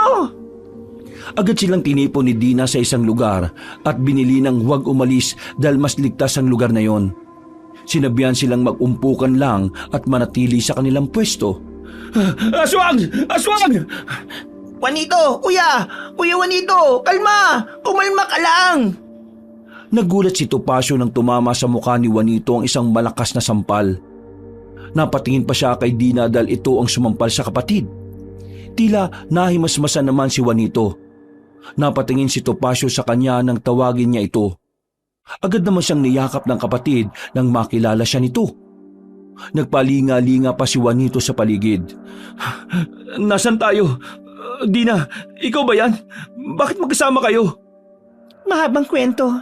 Topacio, si Sarah nasaan? Narito si Sarah? Oo nga pala. Nasa loob siya. Babalikan ko muna. Ako na. Bantayan mo na lang sila. Saad ni Dina, sabay takbo papunta sa bahay kung nasaan si Sarah. Ngunit naantala ang kanyang pagpasok dahil sinalubong siya ng mga kiwig. Walang haba silang pinagtatatagaan ni Dina ng kanyang hawak na mahabang itak. Napapahanga naman si Topacio nang makita niya kung papaano makipaglaban si Dina sa mga aswang. Topacio, si Sarah nasaan? Nasa loob. Nakikipaglaban marahil yun sa buruang kasintahan mo. Sinuong ni Sarah ang panganib. Mabawi ka lang. Babalikan ko siya. Hindi, mapanganib. Hayaan mo na si Dina. Napatayo si Juanito nang makakita ng latigo. Sinabihan niya si Topacio na hindi siya basta tatayo lang. Si Dina ay may kakayang makipaglaban ngunit hindi si Sarah. Ay, naku. Pag ang pag-ibig nga naman tumama sa puso ni naman hahamakin ang lahat. Uy, teka! Sama ako! Salamat! Uy, kayo! Wag na wag kayong aalis dyan ha. Ano man ang mangyari kung ayaw nyo maging hapunan ng mga aswang. Saad niya sa mga bihag na binata. Saka umalis na sila ni Juanito. Naantala pa ang kanilang pagpasok sa bahay gawa ng mga kiwig na sumasalubong sa kanila. Samantala, nakikipagpambuno naman si Sarah kay Matilda. Hindi lang siya masyadong magalaw ng bruha dahil sa hindi niya malaman kung ang kwintas ba nito o ang salamin ang nagliligtas sa kanya. Sinira mo ang lahat. Pagbabayaran mo ang gabing ito. Ito na sana ang gabing mamahalin na ako ni Juanito! Ngunit paano? Nang makita nga niyang mukha mo, siniklaban siya ng takot, hindi ba?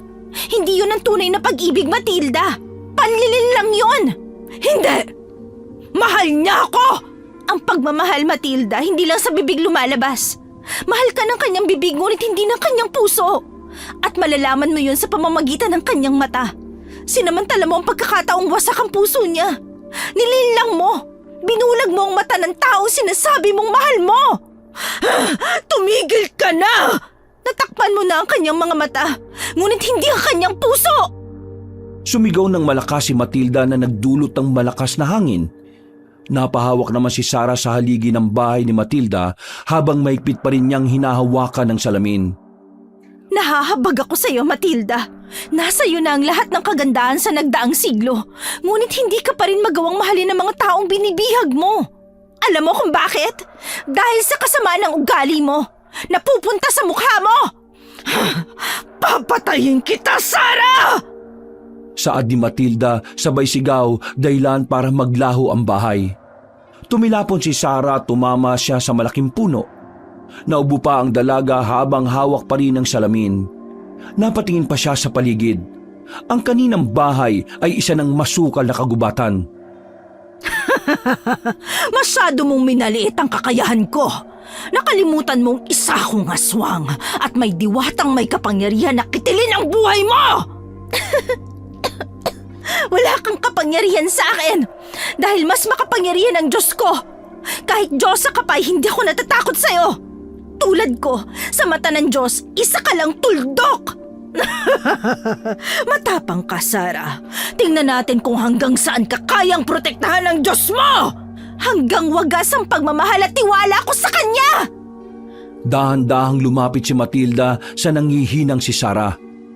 Hawak ang kanyang itim na punyal ay nakangiti siyang lumapit sa dalaga. Sa kabilang banda ay nanlaki ang mga mata ni Juanito nang makita si Matilda na balak saksakin ni Sarah. "Sarah! Hindi!" saad niya sabay takbo ng mabilis. Tatapusin ko na ang kahangalan mo. Isang mahinang nilalang ka lang para sa akin. Tanggapin mo ang aking galit! Saad ni Matilda sabay saksak sana kay Sarah nang tila ba isang malakas na puwersang tumama sa kanya para tumilapon siya sa malayo. Napadaan pa siya kay Juanito. Nagkatitigan sila. Inabot niya ang kamay kay Juanito ngunit tinalikuran siya ng binata dahilan para mapasigaw siya. Hindi! Kasunod ng kanyang malakas na pagbagsak, nagpagulong-gulong siya sa lupa, saka tumama sa puno ng katapat lang din ni Sarah. Nakita niyang nilapitan ni Juanito si Sarah at niyakap. Nakita din niya kung paano nag-alala si Juanito sa babae. Napaubo si Matilda kasunod ng pamumuo ng luha sa kanyang mga mata. Luha na puno ng pait at hinagpis. Juanito, wala naman akong ibang hangad kundi ang mahalin mo. Gusto ko lang ng totoong pagmamahal, na makilala kita'y natutunan ko kung paano sumaya, natutunan ko kung paano mahalin. Pagod na ako magalit, maghiganti at masaktan. Pagod na ako magpaalipin sa aking nakaraan. Juanito, sa maiksing sandali, natutunan kong makalimot sa masalimuot kong nakaraan. Natigilan lang si Matilda nang may tumawag sa pangalan niya. Pagtingin niya sa liwanag ay si Alfredo.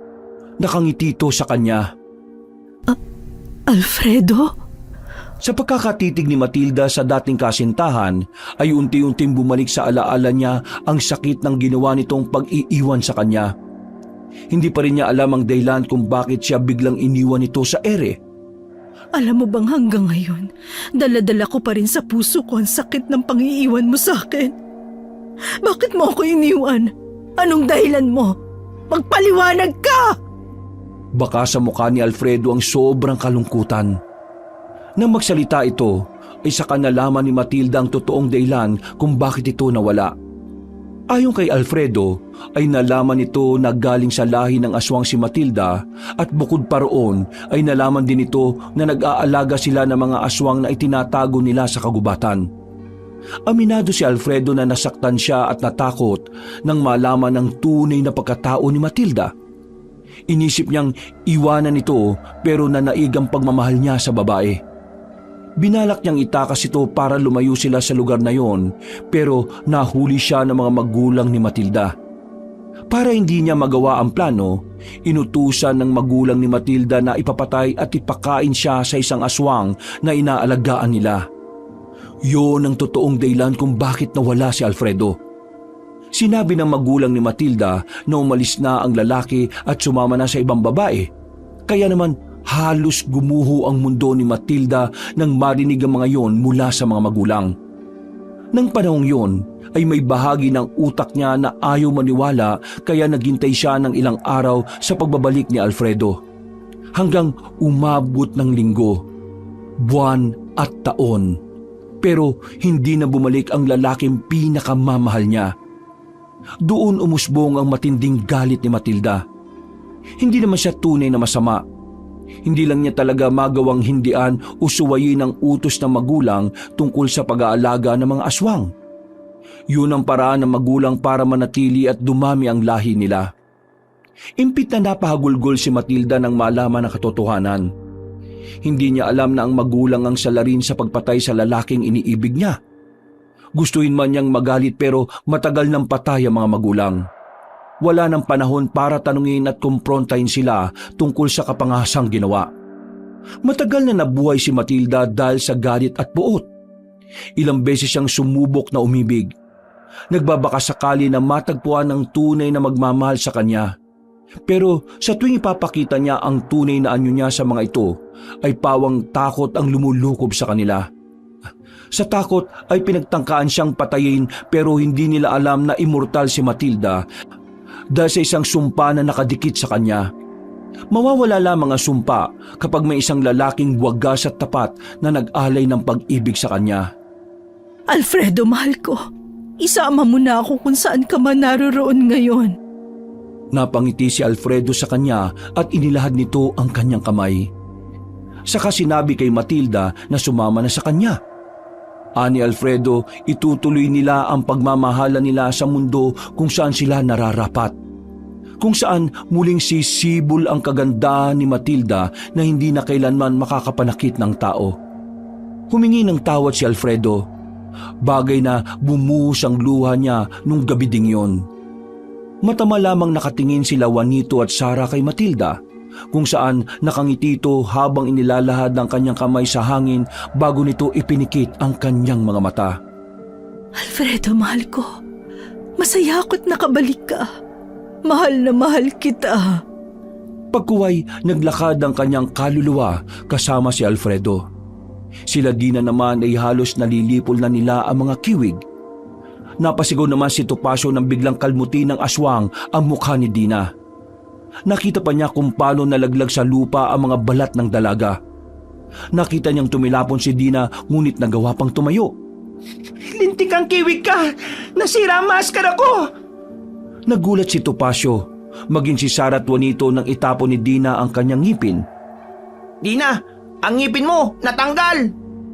Ngunit halos lumuwa ang mga mata ni Topacio na makita kung gaano kaganda si Dina. Kagandahan bumabagay lang din sa kanyang balat. Tumakbo si Dina at pinagtatataga ang lahat ng kiwig na kanyang makakasalubong. Kasama ng bangkay ni Matilda ay sinunog nila ang mga kiwig. Umaalingaso pa ang mga amoy ng nasusunog nilang katawan. Umalis na sila nang masigurong nasunog na lahat ng aswang. Maging ang barong kanilang pinananahanan ay wala silang tinira. Mapabata man o matanda, lahat sinunog nila basta mga aswang. Salamat sa pagliligtas sa amin at nabalitaan kong pinsan mo pala si Sir Bulfer. Uy, ang bibig mo. Pinsan nga niya, di ba? Ay, si Sir Alberto pala. Ikaw kaya nagpangalan nun? Hindi na mahalaga yon. Ang mahalaga, ligtas na tayo at nalaman nating mahal pa natin ang isa't isa. Mahal na mahal kita. Saad ni Juanito sabay yakap kay Sara.